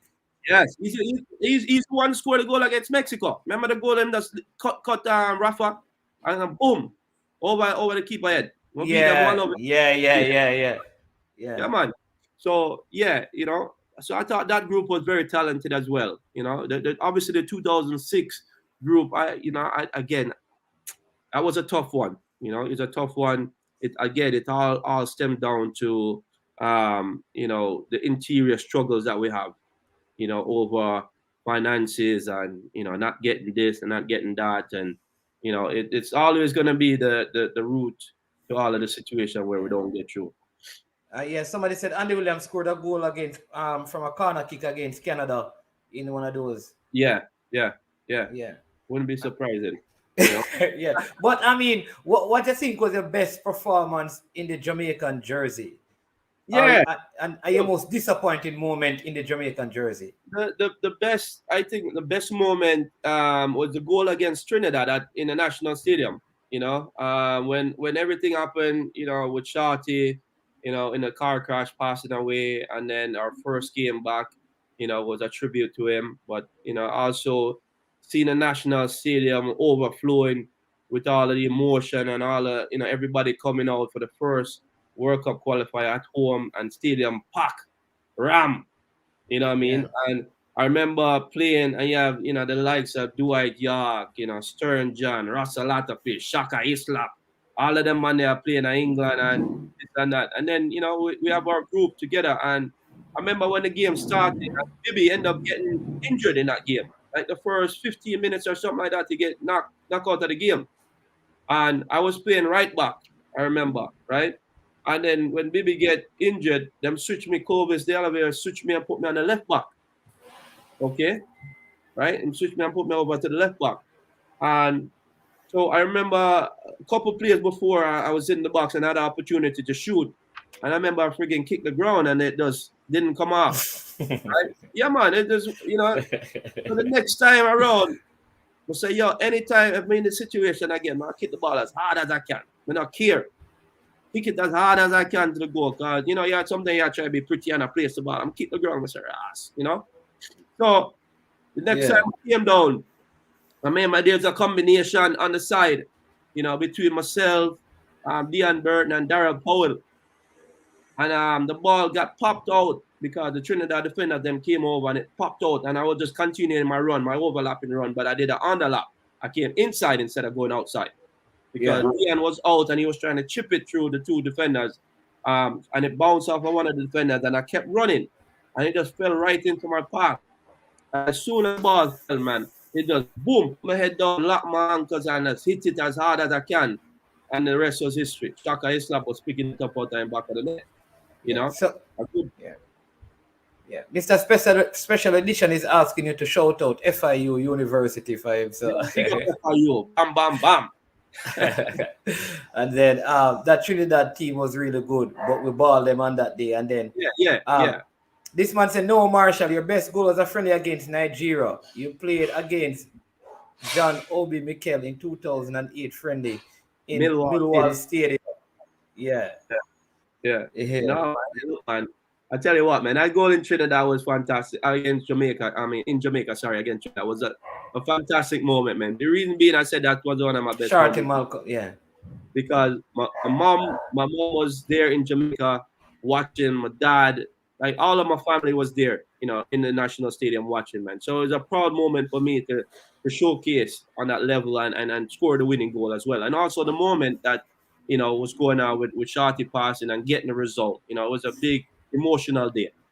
Yeah. What was the most disappointing, um, experience or time wearing done in the national colors? I think the most disappointing time was obviously moments with just not making it to the World Cup. I guess that campaign, that 2002 campaign, for me, was Yeah. disappointing. Because they said with all the collection of talent that we had, it was important that we continue that trend, that upward trend. Okay, going to the World Cup in consecutive cycles. And I think the talented group that we had could have taken us to the stage. All right, so we're in the second stage of the interview because I know you said that boy we're gonna need several hours, Yeah, so so that's much because we need to talk about now your own where you are in terms of your coaching career, your career as a coach, and also for you to share your thoughts on the national team and football in Jamaica. From what you have been seeing, especially in this campaign, leading up to this campaign, and yeah, just where you are as a coach and how probably in the future, it's a very long question, how down the future or presently, how open you are to being a part of the Jamaica football from a coaching perspective, right. at any level, and just the work you're doing at Cincinnati right now. Go ahead and Yeah. just share that with. Yeah, man. So for me, obviously, my situation here, on the coaching level, I'm just gonna, I'll kind of fill everything in as we go, right? Um, Coaching in Cincinnati now. This I just came over from Salt Lake actually, right? Because I've been in the professional ranks for the last what since 2014. I've been an assistant coach at Real Salt Lake until this last year. Right, Um, because Andy did share that both of you even came down and saw Peter Lee Vassell and yes, really wanted him at Real Salt Lake that time, but LA got him, and yeah, he did yeah, share. Yeah. yeah. So Andy was on staff with me at Salt Lake, so for a year or so, and then he, obviously some things happened, and then he went back to the coaching part of the scouting part of it, which was I think very important because Andy has a very good eye for players. I think Andy's best attributes right there. I think he's a very good coach, but I think he has that natural instinct to find players, and know what the qualities are. So anyway, so again, doing that coaching the professional environment, assistant coach with Real Salt Lake for 5.5 years. I had a plan in place that I want to be an assistant, and then eventually be a first assistant, and then move on to be a head coach, right? So got to the first assistant with Real Salt Lake. My contract was coming to an end. We didn't.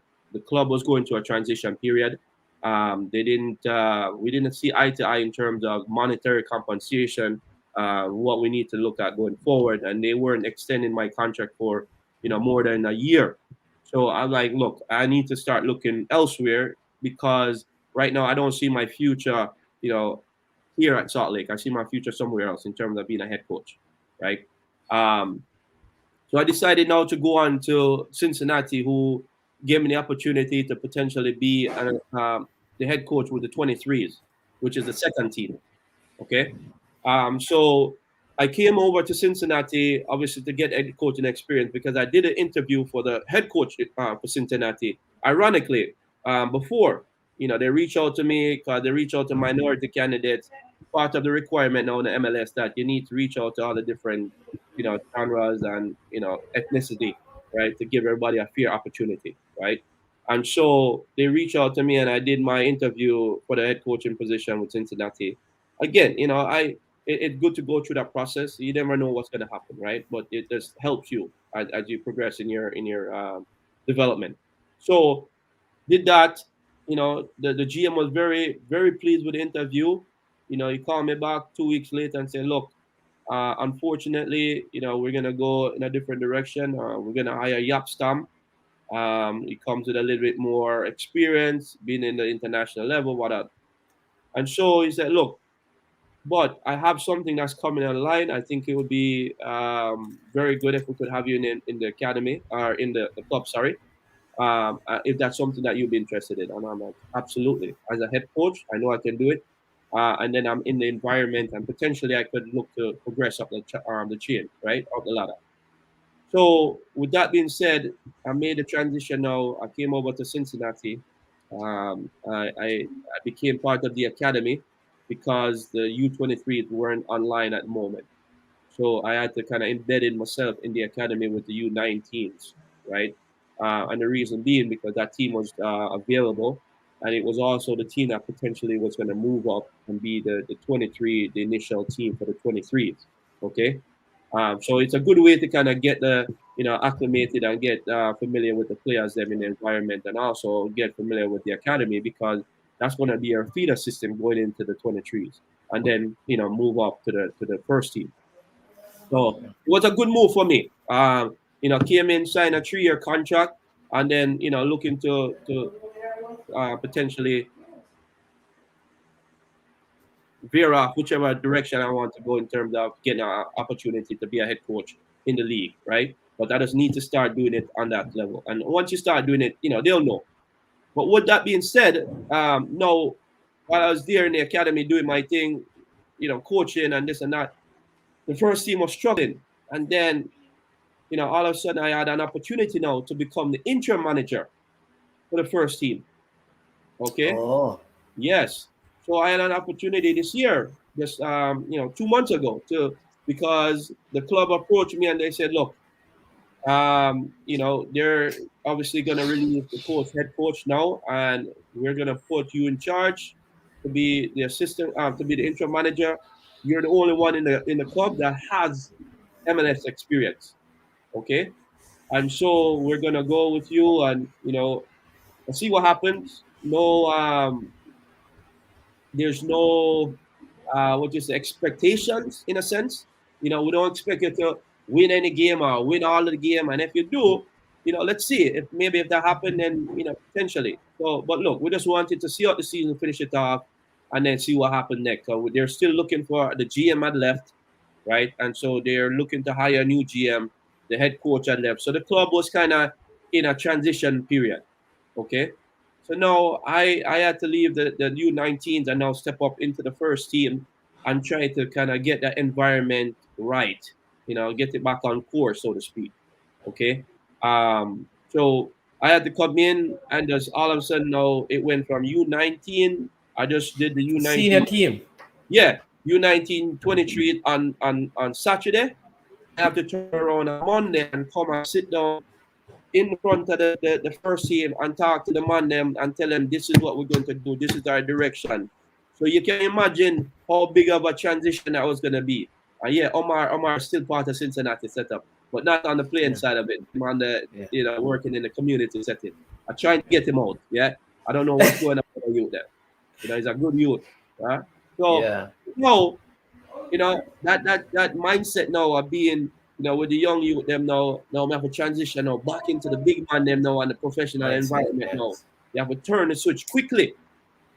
I'm part of it now. The group that I brought in with me, academic coach, the director, and another guy come in, and kind of make sure that when I come in and attack the group and the areas, I reach out to a couple of my brethren them like Robin Frazier in the league, okay, as a head coach at Colorado, a couple of the head coaches, and I said, Yes. hey, what was your first plan of action when you came in?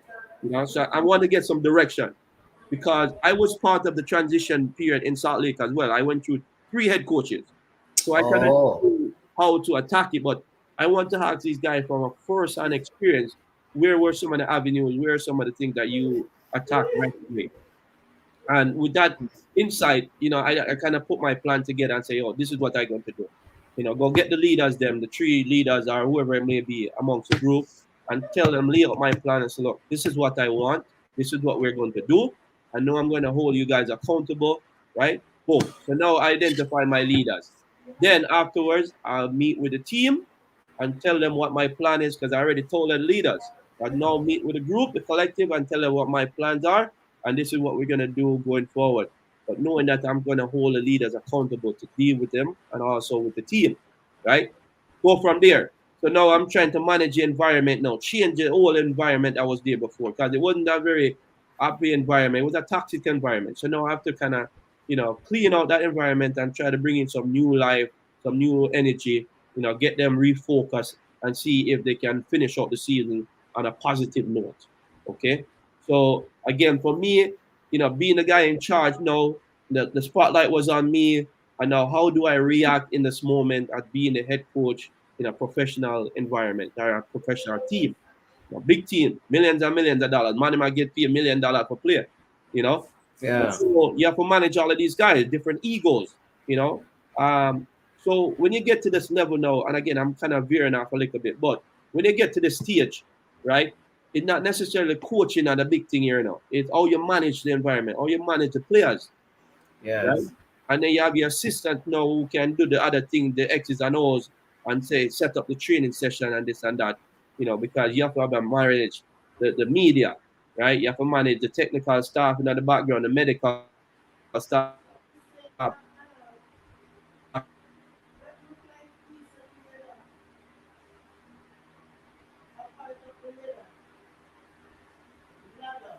Yeah, coach, this and that.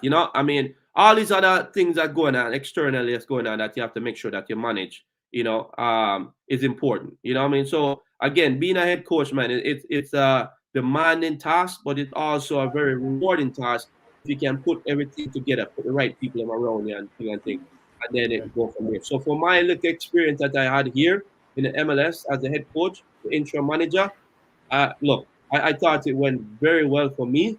It just shows, to hopefully the other team them around, that I have the attribute and I have the quality, to be a head coach and lead in this team at some point, or in this league at some point. Now going back to talking about with Jamaica, right, and the national team. I hope you've seen all the things that the people are saying. Yeah. Yeah. Going back now and talk with Jamaica, absolutely. It's always, once you play with the national team, you always want to see the country do well. You know what I mean? I remember I sitting in the locker room and sitting amongst people, national team. I know Greg Berhalter. I know him. I play with him. I played against him, right? I coach against him.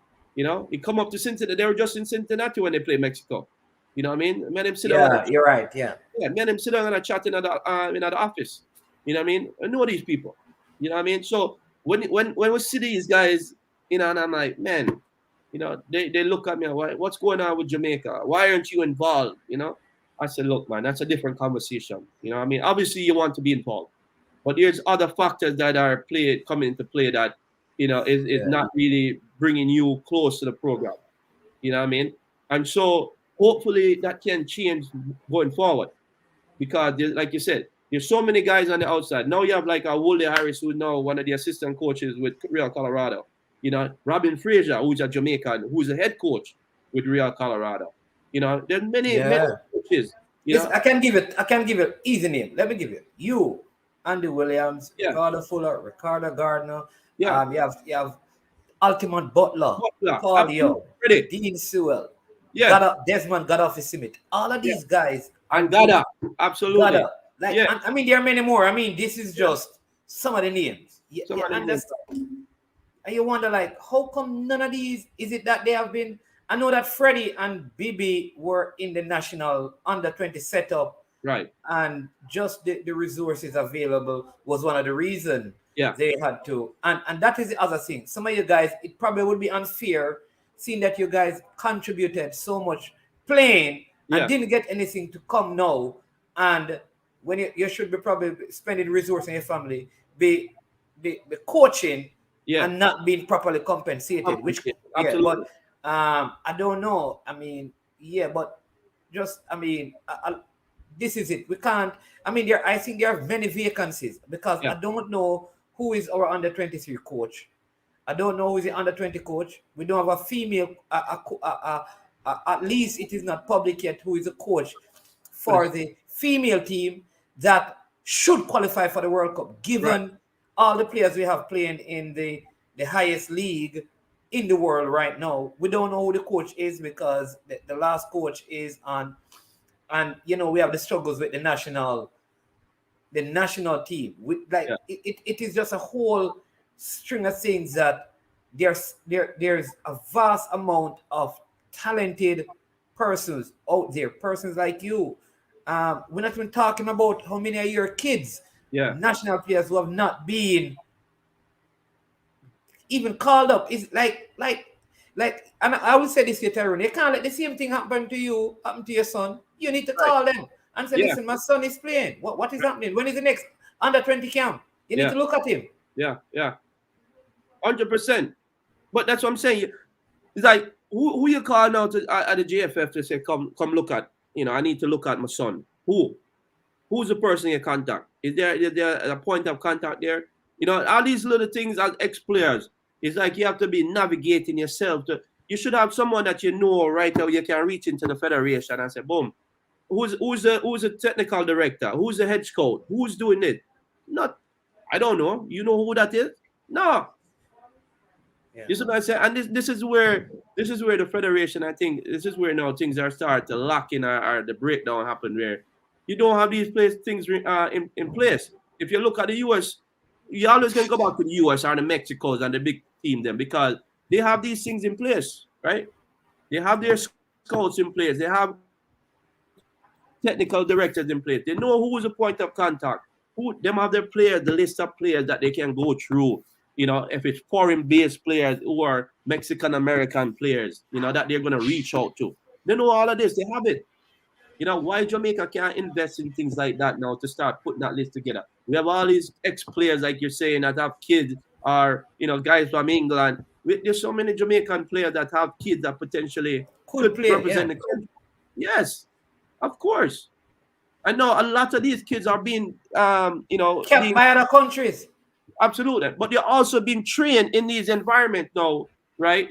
Like the academies. Okay. Yeah. So now you're bringing in kids who have very good experience, young kids who have these academy experiences. I remember watching you out Freddie Butler, when he was talking about the kids over in Chelsea, when he worked with the kids in Chelsea. Like Mason Mount. He developed Mason. Freddie Butler developed Mason Mount. This is my point, right? So if you get these young boys, the Jamaican youngsters, them who have their parents, in England or in America, wherever it may be. And you see now with all of these academies coming online, a lot of these players are in the academy setup. And if you can compete them out to the academy setup, now you're getting a player who is polished, who have the professional environment, the professional attitude already embedded from a young age. So now you're bringing in a little bit more polished players now into a setting in the 17s or in the 23s. So you're going to have a little bit more to offer, as opposed to before. I'm not saying that the Jamaican players on a whole that are in the local environment are not at that level too. But I just think now, because we don't have that setup in Jamaica like how we do in the other countries in the academy setting, where the better players are going to be. That's just natural, because they are being developed at a faster pace, in a better environment. So the greater percentage of the better players you will find. I always tell people, listen, at the end of the day, you'll never have a team constructed without Jamaican talent. Absolutely. But your better players now, with so many national players all over the world living and having kids, some of your better players coming through the academy systems are going to be outside of Jamaica. Yeah. And at least for now, until we get the football structure right in Jamaica. And we have to just acknowledge that. Yeah. And I think that's where, from hearing all of the footballers them talk on the program, this is where it's going to be angled back to getting the structure in Jamaica right, the footballing structure, meaning having the academy set up, right? If you can have that right, because look, right now, I'm in California right now at the MLS Next Academy setup, right? Yeah. And from this MLS Next Academy setup, right, all of the team them in the MLS and the academies and the clubs, right? They have their U15, their U17, their U19 that are here. Over 350 teams are participating, are players that are participating now. And when I look out, many college scouts I see out there, You know how many US soccer scouts I see out there. You know how many MLS scouts I see out there. All of these scouts are here. And all of these kids from all different genres, all different backgrounds, right? And you tell me, say, in Jamaica, we can't start doing stuff like that where we can't start identify. You get all of the high school them and get all of the best talent them and put them together, and then start identifying the best player them and put them together. Come on, man. This is what I'm saying, man. We need to get this thing going. If we don't get it, man, we're gonna be way, way behind everybody else. And then every year, every 4 years, we're gonna be having Same this problem we're having. Yeah. Yeah. So let me take some of the questions. Somebody said, ask him if you'd come back and give his experience and expertise. 100%. 100%. No doubt about that. Yeah. Always willing to come back to Jamaica and give back my little bit, because Jamaica is where it started. Claudia is asking this because we're trying to put something together with all of you guys, with Freddie Butler, Ricardo, Gardner, Andy Williams, everybody. Just one thing where even if it's once every other year, you guys just come back for some weekend thing at some point to work with talent, and I don't know how it is. So that's Yeah. Because look, I remember my brother Andre Virtue. I used to do some stuff. I think a couple years back I did some stuff where I came down with Digicel, where they identify some local talents, where they were looking to send them on from Jamaica, different islands around the Caribbean. I came down and did like ID camp for them. And I'm like, man, this is very good in terms of, starting out something. This could be the start of something very good moving forward for the country. Start identifying these young talents, bring them from all over the country, from different parts, and bring them and see, right? And if we can continue doing this and continue developing and building on this, man, we're definitely on the uptick. And then all of a sudden it does disappear. You know what I mean? And again, it is what it is. The financial part of it is always going to be the factor, the main factor, right? The money part of it. Because if you don't have the resources to continue running the thing, them and bringing the players. The truth is, I always tell people always find money for the things that are important. Yeah. There's a way that if you value it, you find the money to do it. Absolutely. That's just the truth. True. Like if my kid needs a book, I'm going to find a way to get the book because I value their education. Yes. If you value the thing, you can find the money. 100%. And then Ricardo Badger is asking if you're still the interim manager with MC Cincinnati. So right now we're in the process of doing an interview with the club. Obviously, they're looking as well. They're interviewing other candidates. I'm hoping I can be, the next head coach. But again, that's up to the new GM to decide that. If not, there's still a role for me with the U23s, right? But I will still be with the Cincinnati club. Again, it's just in what capacity. Yeah, I see a next very good comment here by J. Ross asking, why haven't we had like a Ricardo Fuller as a striker coach, Ricardo Gardner, all right, so specific coach, right? Yeah. So do you believe it? Because when I went to watch Jamaica versus Canada and Jamaica versus the USA in the stadium, listen, when I look at the group of coaches, the amount of personnel, it's almost like for every player there is a person. Which means that they have specific coach. Positional coach. That's what they call it. So if you look at the league, the MLS, for example, the professional environment, you see a lot of teams have that specific now, where they go positional coaches, the strikers, the midfielders, the defenders, and goalkeepers are right here. But absolutely, I think Jamaica needs to have something like that, because we have that abundance of talent. A Ricardo Fuller, a Bibi Gardner, a Pepe Goodison, dealing with the defenders, them, organizing them, giving their expertise, their knowledge. Absolutely, you want those guys on staff because they've been there, done that.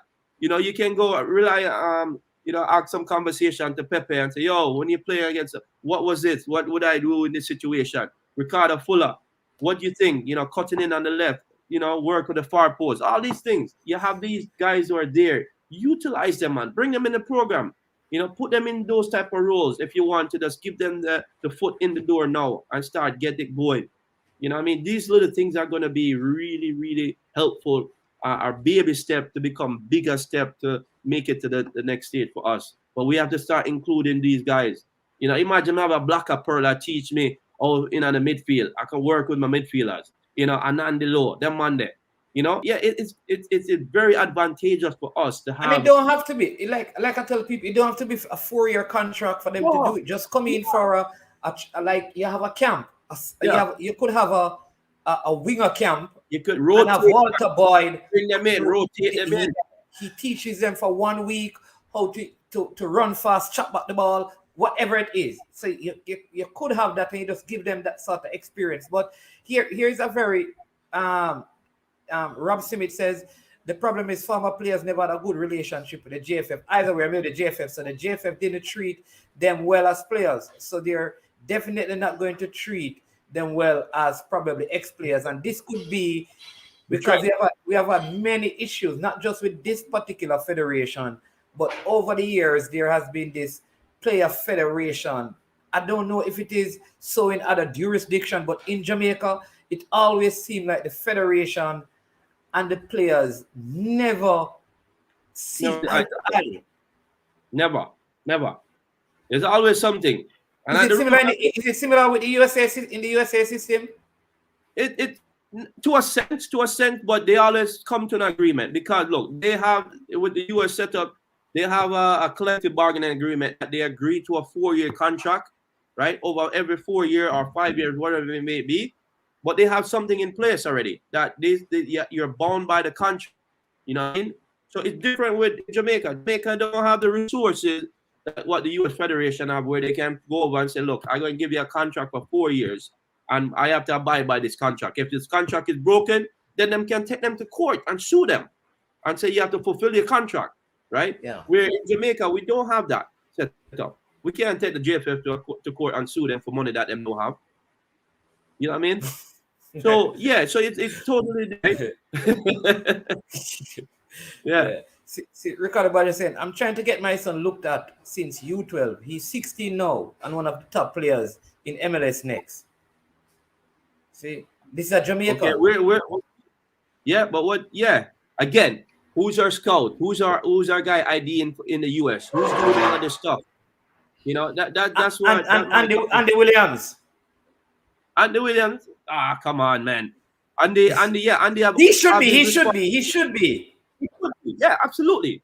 But Andy have his responsibility where he's working for his club in FC Arizona. That's paying his bills. This is his first obligation. This is what he had to be tied to, right? So that's what I'm saying. Yeah. We need to have people in place, right, to start identifying the Jamaican players them in the MLS next tournament. You know, all of this. Like here in California. You know many Jamaican coaches I saw out on the field? Only for them come up to me, yo, granny, well, go ahead. Yo, I'm see this player, yo, in father Jamaican, you know, I'm saying this and that. I say, what? And say, yo, so again, we're losing out on all this talent that we have. You know what I mean? We're losing it to the college system.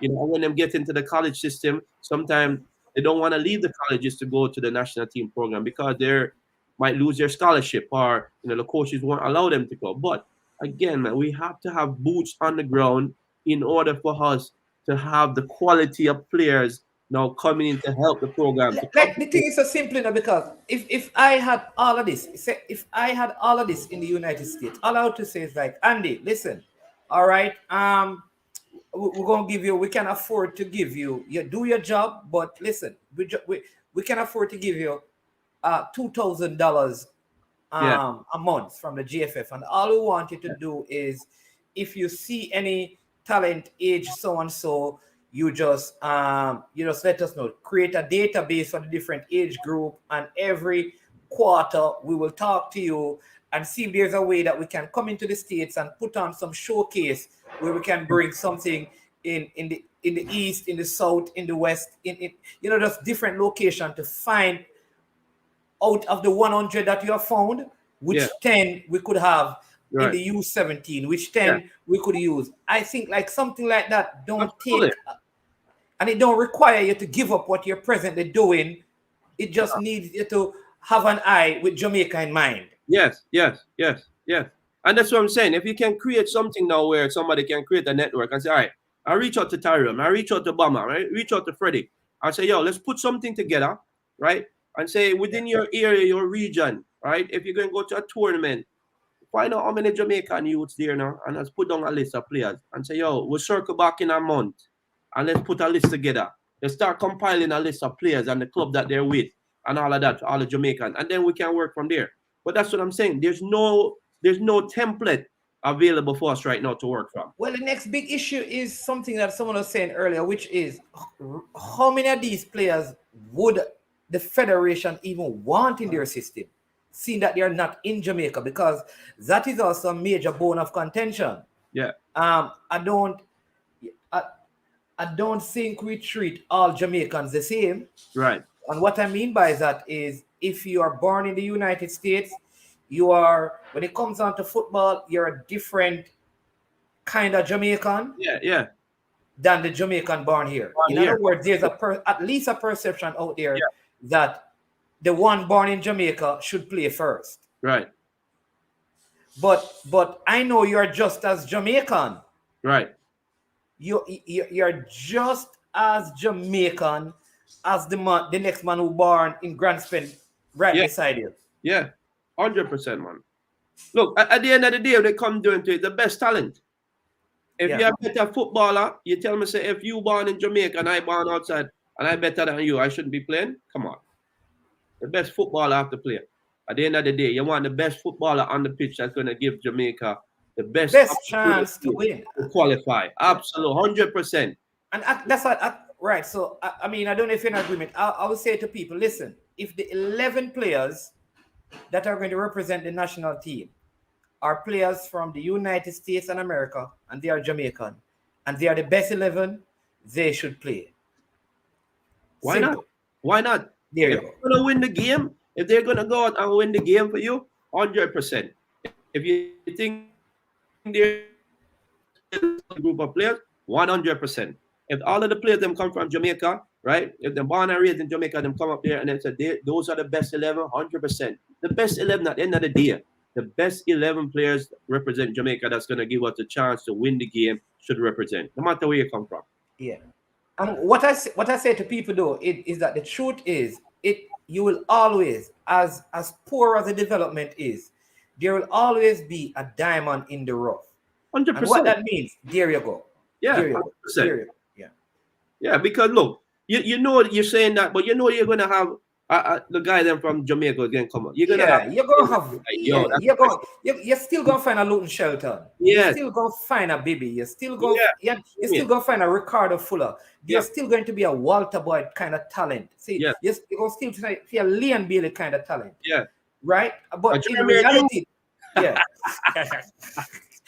Jeremy and you. Yep. But here's Barrington, #71, asking, would you coach a national team for less than what you are getting now? How much of a pay cut would you take, knowing that you still have your family to support? Kids going to college right now. You understand? So kids going to college. So let me ask you this.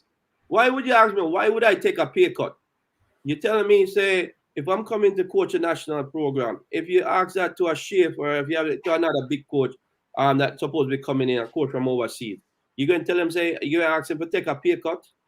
No, man. No. The same thing that you would give them money, the same thing I would demand. Hey, I love that, because the same thing Paul T. got Davis said. Absolutely. Paul T. got Davis said this, and many people are knocking him. Paul T. got Davis says that if you are so-called Jamaican, it's like you're not supposed to get the same amount of pay. Yeah, that makes sense. That makes no sense. A national team. It is a position when it come on to scale of salary. It is a position. It is a position. So the head coach receives $10 million. That's what you're supposed to get. So that's the position. So whoever gets the position gets that pay. Absolutely. There should be no negotiation. No negotiation. And now, if you're saying this is the head coaching salary, this is what you're paying, $10 million, right? If that's it is, then you find a candidate that's going to give you the opportunity now, right? If you said you're going to get the local coach, this is what you're going to put there, then that's what you're going to pay the man. If you're going to go overseas and find a coach and bring him back for 10, that's what you're going to pay. But the head coaching role, if that's what the pay, you're not supposed to get less because you come from Jamaica. No, man. Well, that's stupid as that. You're the head coach. All of the responsibilities that you're going to get, it's the same responsibility that the other head coach from overseas is going to have to do. This man probably have less because, you know what's going to happen? He's going to bring more staff with him. Where in Jamaica, you probably don't have the staff. They might say, yo, use them on there, use them on there. Yo, use your bread in this and that. You know, they're not going to pay. So again, if I'm coming there, man, you have to get the same resources and same salary that you would afford to get to the man them where you go find in England or Europe, wherever you're going to find them. That's what I would demand. There you go. I respect your honest, candid opinion on it, and I totally agree. Listen, you understand me? I tell people when I do my job, when I go to the States and do it, they don't ask me if I can take a pay cut. So, right. I mean, if they outside of Jamaica see me that way, then when I'm doing it here, don't ask me the question. Yeah. If you can't afford it, ask somebody, get somebody else. But Absolutely. Don't ask me, because if the other man from the States was coming, guess what would happen? You're not going to ask him that. You're not bold enough to ask him that. So don't ask me. Don't ask me that. Yeah. Let me use my discretion. Absolutely. Let me say, you know what? I come into Jamaica.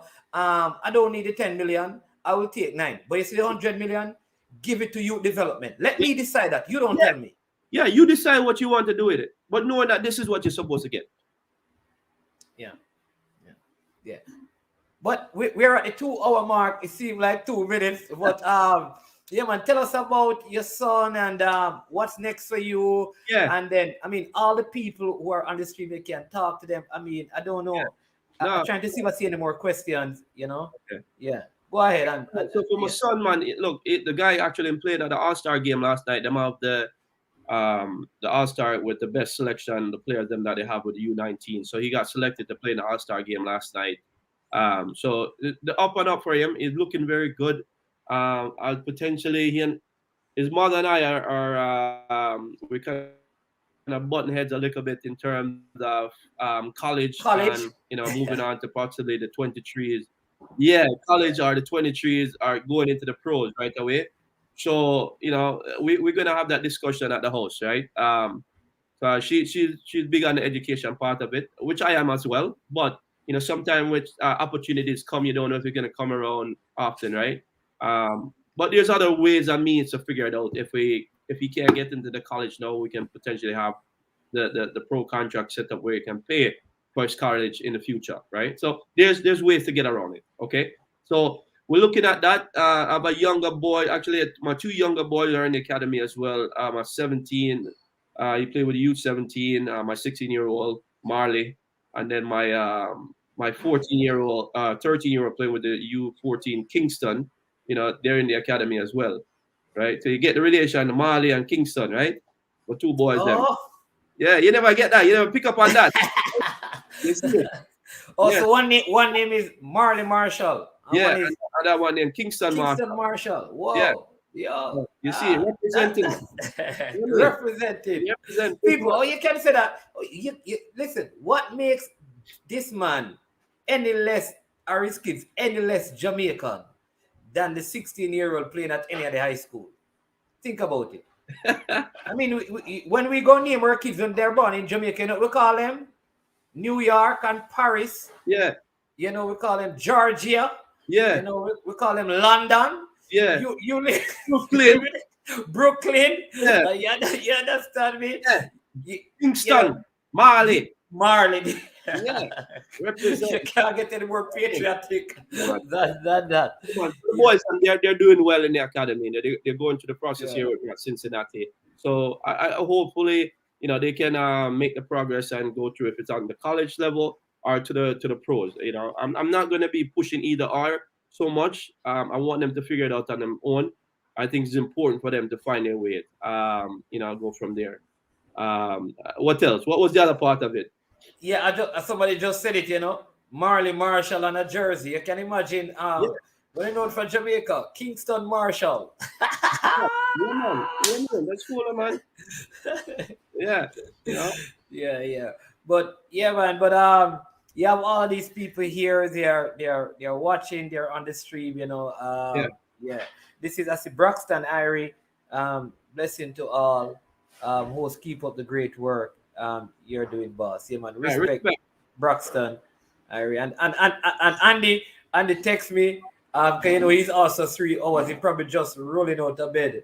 Yeah, Andy, that's 1 hour behind us, man. So Andy 1 hour behind. So I thought it was 3. Yeah. I'm good.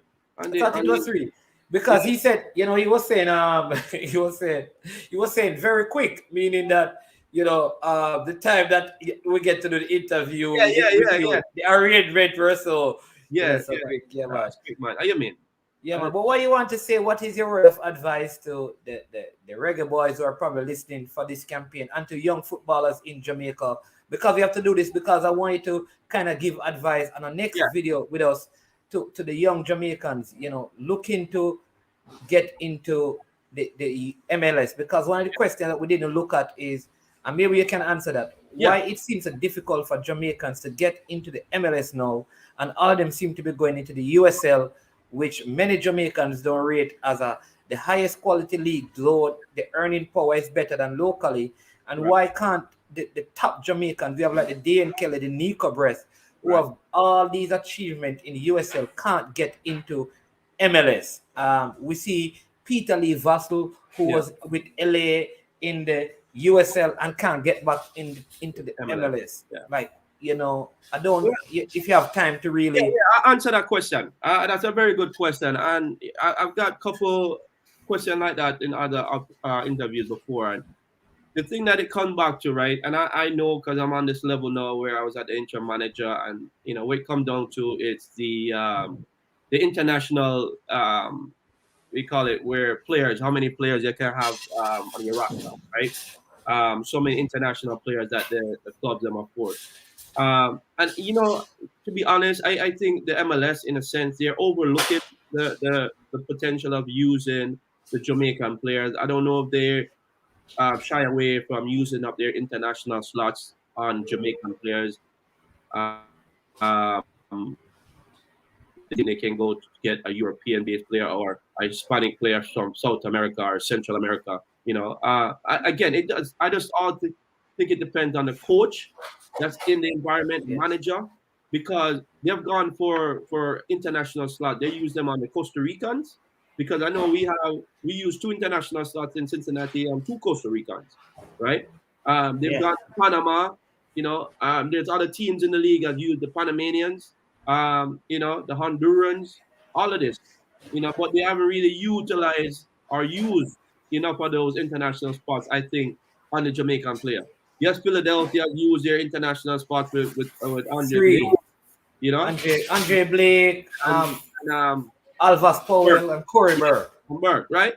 So and Fisher just got cut from his team in the Galaxy. Yeah. So again, it's like we have those players that you can tell that the pool is becoming really small. And I don't know if the scouting network is reaching out into the Jamaican, environment as much as it should be, because I think it's a untapped well that's there in our backyard that we should be paying more attention to, because there's quality young players there. I'm watching the national team and I think, man, there's some good talent there, But again, because of that international restriction, in terms of the cap on players that they can use, they don't want to use it on those Jamaican players. They rather use it somewhere else. So I think that's where the battle is right now for us. So that now leads to the USL, where now the USL will utilize these players because you can get them now. They're there in Jamaica. They're close proximity. They can come over at a cheaper cost than you would if you go to a South America and find somebody in Brazil or Argentina, Colombia. They're looking to spend big money to get these players out. Okay, so this is why the USL will utilize these our players, because they get them at a reduced cost. All right, and so that's why you see a lot more of our players are going into the USL, because look, it's also another avenue as well for our players to to continue playing at a high level, but also seeing them and potentially they could jump back up to the MLS. Is the USL a high level? Well, how in terms of the play, not the professionalism around it, because we know there's money in it. You get your pay, unlike in the Jamaican league where you don't get paid properly, and sometimes you don't get paid. There's no health insurance, all of those things at a good level. You have all of that, but in terms of the football itself, how much would it help? For example, we have like a Nicky Daly who did well at the under-17s for Jamaica and the under-20s. I think he was doing well. I think that level they would do well at that level because they would play every day. They would play on a consistent basis, Well, right? at what age do you have to make the decision, though, Tyrone, to say, listen, because how we let me tell you why I'm asking this question. Yeah. I don't think we should have an 18-year-old who is a top talent in Jamaica, at least, Right. in the USL for 5 seasons. No. If you have an 18, you're a top talent. The only reason he should go into the USL is potentially because it's a stepping stone for him. Where okay, you go to the USL and play maybe 1 season, maximum 2, no more than that, and then you should be looking to go on. Exactly. And you use the USL and say, look, I wanted to play 40 games, between 40 to 50 games in the USL, right? And that will give you your kind of professional acclimation, or to acclimate to the professional level. And now you can make the jump into the either the MLS or you go overseas. That's what the USL should be used for, the young talent like that, not to go and play there for 5 years. No, man, no. Whoever's the agent is, the one get fired. You may be a friend enough. Yeah, yeah, no. Could be Damani Ralph, I don't know. Damani know better, man. Damani know everything. Yeah. No, you are the one who said you should get fired, and not me. So when he calls and talk to you, Damani know, man. Damani a big time, man. I know something got this, not for long. I'm ready to go. You should just give him a little chance to get himself into the pro league and environment and play on a consistent basis and know what it is, the rigors of traveling and playing on. You play on a Wednesday, you have to turn around and play a Saturday or a Sunday, and then you have to turn around again and play on a Wednesday, them type of things. And maybe you play in two cities, 3 hours apart, all them things, the time zone. You know what I mean? So, yeah, you get them things on your belt. Yeah, see the big man, that DV here saying, Marshall, that was a big center forward. I play with him. Man. Yeah, Granny Marshall again. Man, tell me some stories when he was up Sharpwood and Conscience Spring, man. And man, same day at stadium, my mother used to tell me the story. She remember she go watch him play a stadium, man. Remember him lick a shot, boom, goalkeeper catch the ball and end up in the back of the net. All them type of thing. I mean them stories, man. I say, yeah, I don't like. Yeah, but you know when people tell story, man, them always have some type of drama. That is Jamaica, man. We exaggerate. We add a little bit. Absolutely. Yeah, man. So I see someone saying, I think his D-Slim is in the chat. He's saying that I disagree with Tyrone Marshall. Why should the JFF pay a rookie coach the same money as opposed to what they would pay a coach that has a resume at the international level? For example, Bora, let me read it. Bora and Schaefer have taken teams to the World Cup. Why should the JFF pay Marshall the same money as those coaches? So it's a question, and aren't resume a factor as it relates to coaching compensation? Just asking. All right, so let me respond first, and then you can respond because it was sent to me. All right, so here's my thing. When I'm on the occasions where I've worked with major companies, right, what I know is that in those companies, for the position that you apply, they have a set salary. Right. All right. There is, in other words, there's a set salary for chartered accountant. There's a set salary for, say, a public relation officer. There is a set salary. Now, when a company is seeking to hire, it doesn't hire it at this level. They're hiring you to get a job done. Right. If you think I am not experienced enough to command this salary, you should not hire me. Okay, that's what I was going to tell you. Yeah. You should not hire me. If you're hiring me, it means that you trust my experience, so I deserve the salary. Right. That's how I know hiring works. Yeah. In a corporate sense. But that's my answer. But go ahead, Tyrone, and let me. Yeah, I exactly. I was going to along that line. Yeah. You hire someone absolutely, because if you think that he can get the job done, rookie or no rookie, right? First time head coach for 20 years. If you think this person, by going through the interview process, and you determine that this guy is the guy that's going to come in and get the job done, then he should command the salary of what the head coach is supposed to be paid there. right? Maybe now the salary can increase as it goes further on with bonuses and so on and so forth set forth in the contract. But Yeah. if you're coming in and say this is the salary for the head coach, right? It doesn't matter if you're a first year coach or not. You have to determine if this guy is qualified to lead your program or lead the country. So you are the one who doing the process, the hiring process. You're the one determining, the Yeah. status now. Not if I'm a first year coach or not. You should determine, can I do the job? And if I know There I you can go. do the job, but Yeah. you should determine that. And then if you determine that he's the guy for the job, yo, You have to money. pay me. You have to pay me based on your belief in my competence. If you You tell believe us that I'm whoever asks the question. If you tell him him go to the job, if he go to a job, right, and him apply for him job, and the job supposed to pay him $200,000, and the man come and say, yo, man, I hire you, know, but you know what? I give you $50,000. Man say, what? What you mean? Or, so, you know what I mean? So again, so you have your masters. Just ask the person. You have exactly what you just said. You have your masters, and you go and apply for the job, and they say to you, listen. Normally when we hiring persons, and I know you have your masters, and that that's a $10 million thing, but hey, you're just starting. You have never worked with this company before, so here's the thing. yeah, We're giving you $1,000. You're yeah, not taking that because you're saying that my degree demands more. yeah, So yeah, as a coach, I am saying, listen, this is not my only option. right, Because if Jamaica is going to pay me $10,000 and I can coach in the MLS for right, $1 million, yeah. why would I settle for that when I can have the same accomplishment in MLS and the same accomplishment with the Jamaica team? Okay. So let me go back to this one now. So all right. So the guy asked a question now between a first year coach. So you tell me, Tapa Whitmore is not the first year. He's been there, been a couple stint with the national program, and then came back. And you're telling me no, right? If Tapa was they were supposed to hire Tapa now, you think Tapa was gonna get the same salary as Schaefer would? Yeah. Come on. It's a very good plan. Because what I think is that, well, what if you're getting a coach that goes to the World Cup? Listen, and this is here. Listen, and this is what the system needs to have. We pay our coaches $10.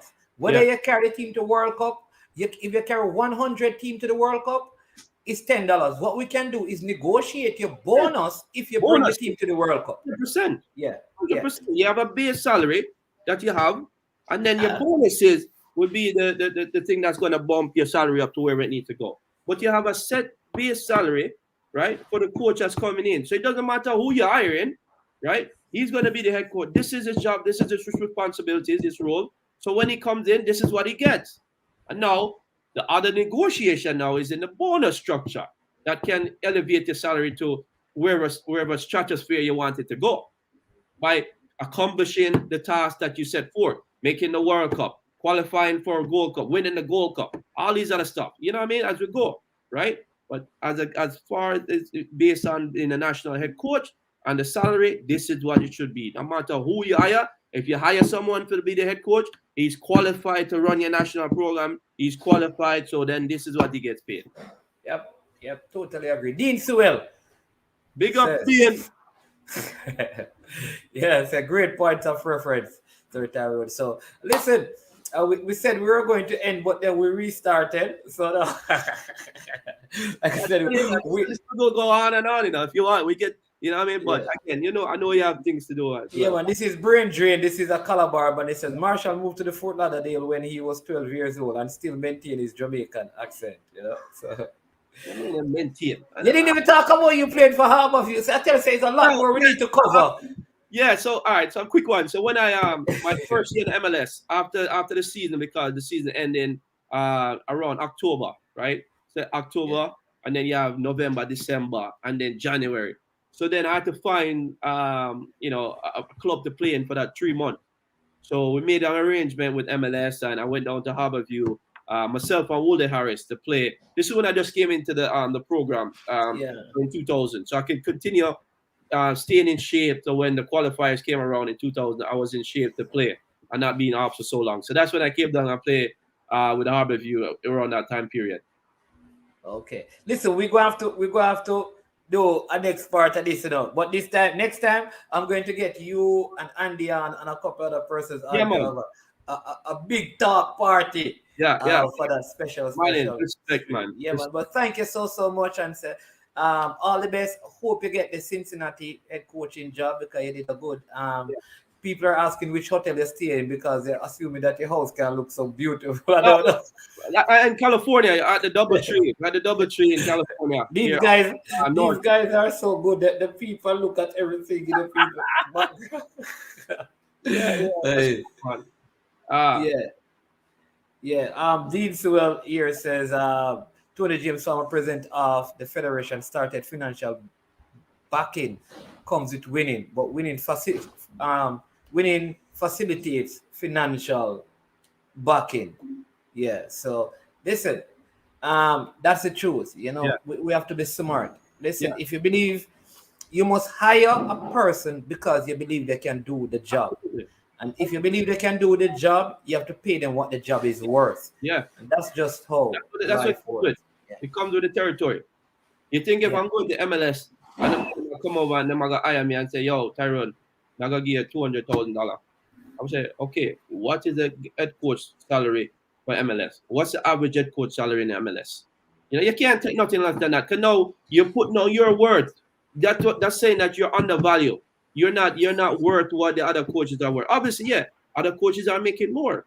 But what is the average salary that you would pay an MLS head coach going in? And no matter where you're coming from, you tell them, say, them go hire another youth, maybe the color of him skin different. You think I'm going to give him $200,000? Nah, I'm going to demand more. So that's what I'm saying. You know, we have to be fair now with what we're going into this realm and talking about. If the position demands this, you're going to hire the guy because they think he can run the show. You know he can run the show. You know he's qualified enough to do it. You trust him. So give him the money that salary demands, or that position demands. Yeah, man. So there you go, people. Very interesting conversation. Listen, with Tyrone, it's a whole lot more because we only cover like 2 years of his MLS career. We didn't even talk to him about what it was like playing in Jamaica. We didn't talk about any of the Gold Cup performances for him. So there is a whole lot more that we didn't cover. So we are going to talk to him again. But it's almost 2.5 hours, and we want to say a big thank you to you again. We always take this opportunity to say thank you, not just for being on the interview, but for the work you have done with Jamaica football. And really, I see as one of those persons that in the future, you're going to have an integral part to play in Jamaica football.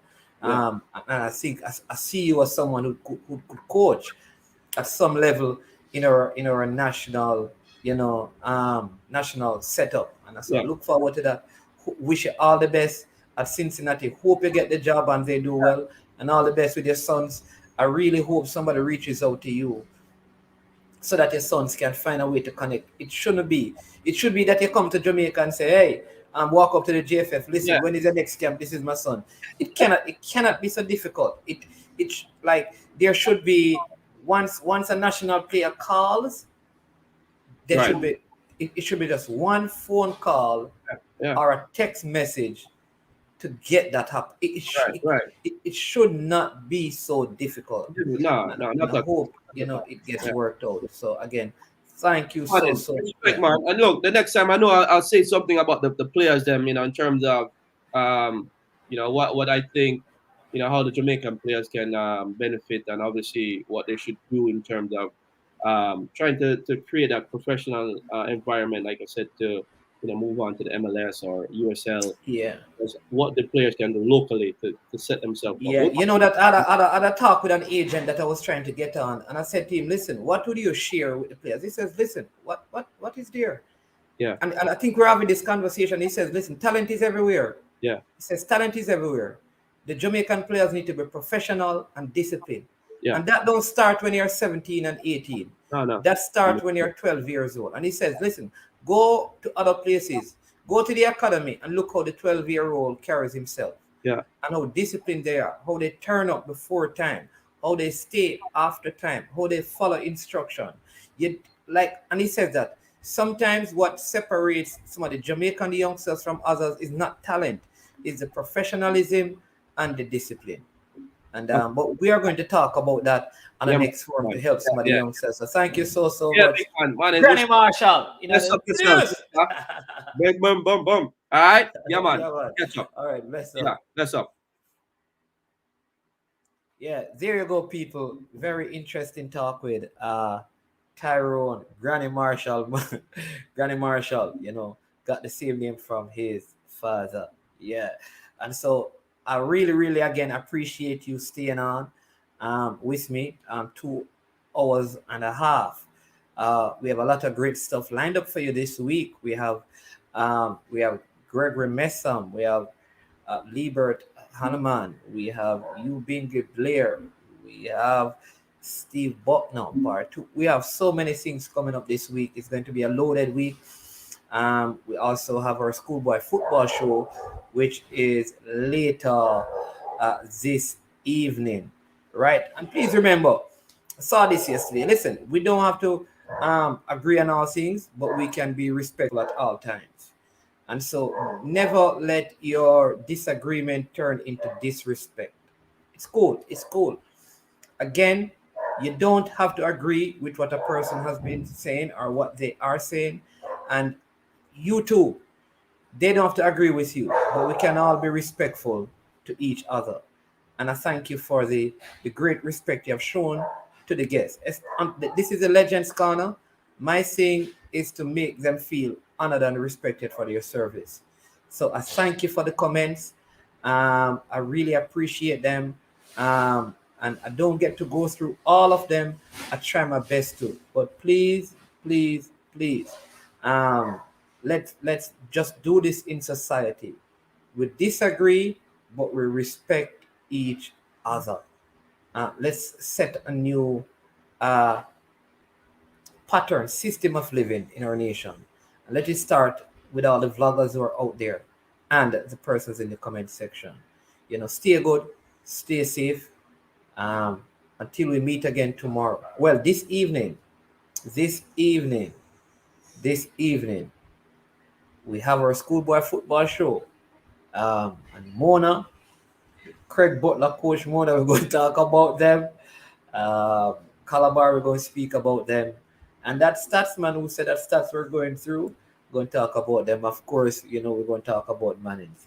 To all the moderators, thank you, Peso, Brain Drain, Claudia, Jason, J. Ross, Ishmael, all of you who Fresh God. Thank you so much. All the other vloggers, big up to you. Coach Mimsy, Ryan LFC, Simon Preston, at Reggae Boys Commentary, Sports Down the Middle, Talawa TV, Unseen Sports Frenzy. All of you guys, big up to you. A lot of respect to you. Let's keep the love going and let's respect each other at all times. Stay safe. All right. We leave with a word from our sponsors. Leave you with a word from our sponsors strictly. Also want to big up Brian Myton, who got married. Congratulations. Formula Sports as well. But Brian Myton got married last weekend. Just came off his honeymoon. Good to see you. Congratulations on your wedding, sir. And your marriage. Hope it will produce children aplenty. Yeah. All right. Blessings, everyone. Here's a word from our sponsors, Tricknick.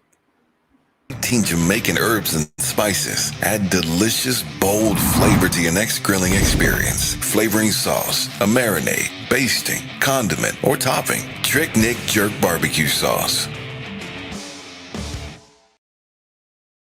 Jerk Marinade gives your meats and vegetables authentic Jamaican jerk flavor. The spices are directly from Jamaica. Spices like jerk seasoning, allspice, Scotch bonnet pepper, fresh scallions, thyme, ginger, and garlic. The key ingredients to a great jerk marinade. 0% sugar and low in sodium. You want to try it?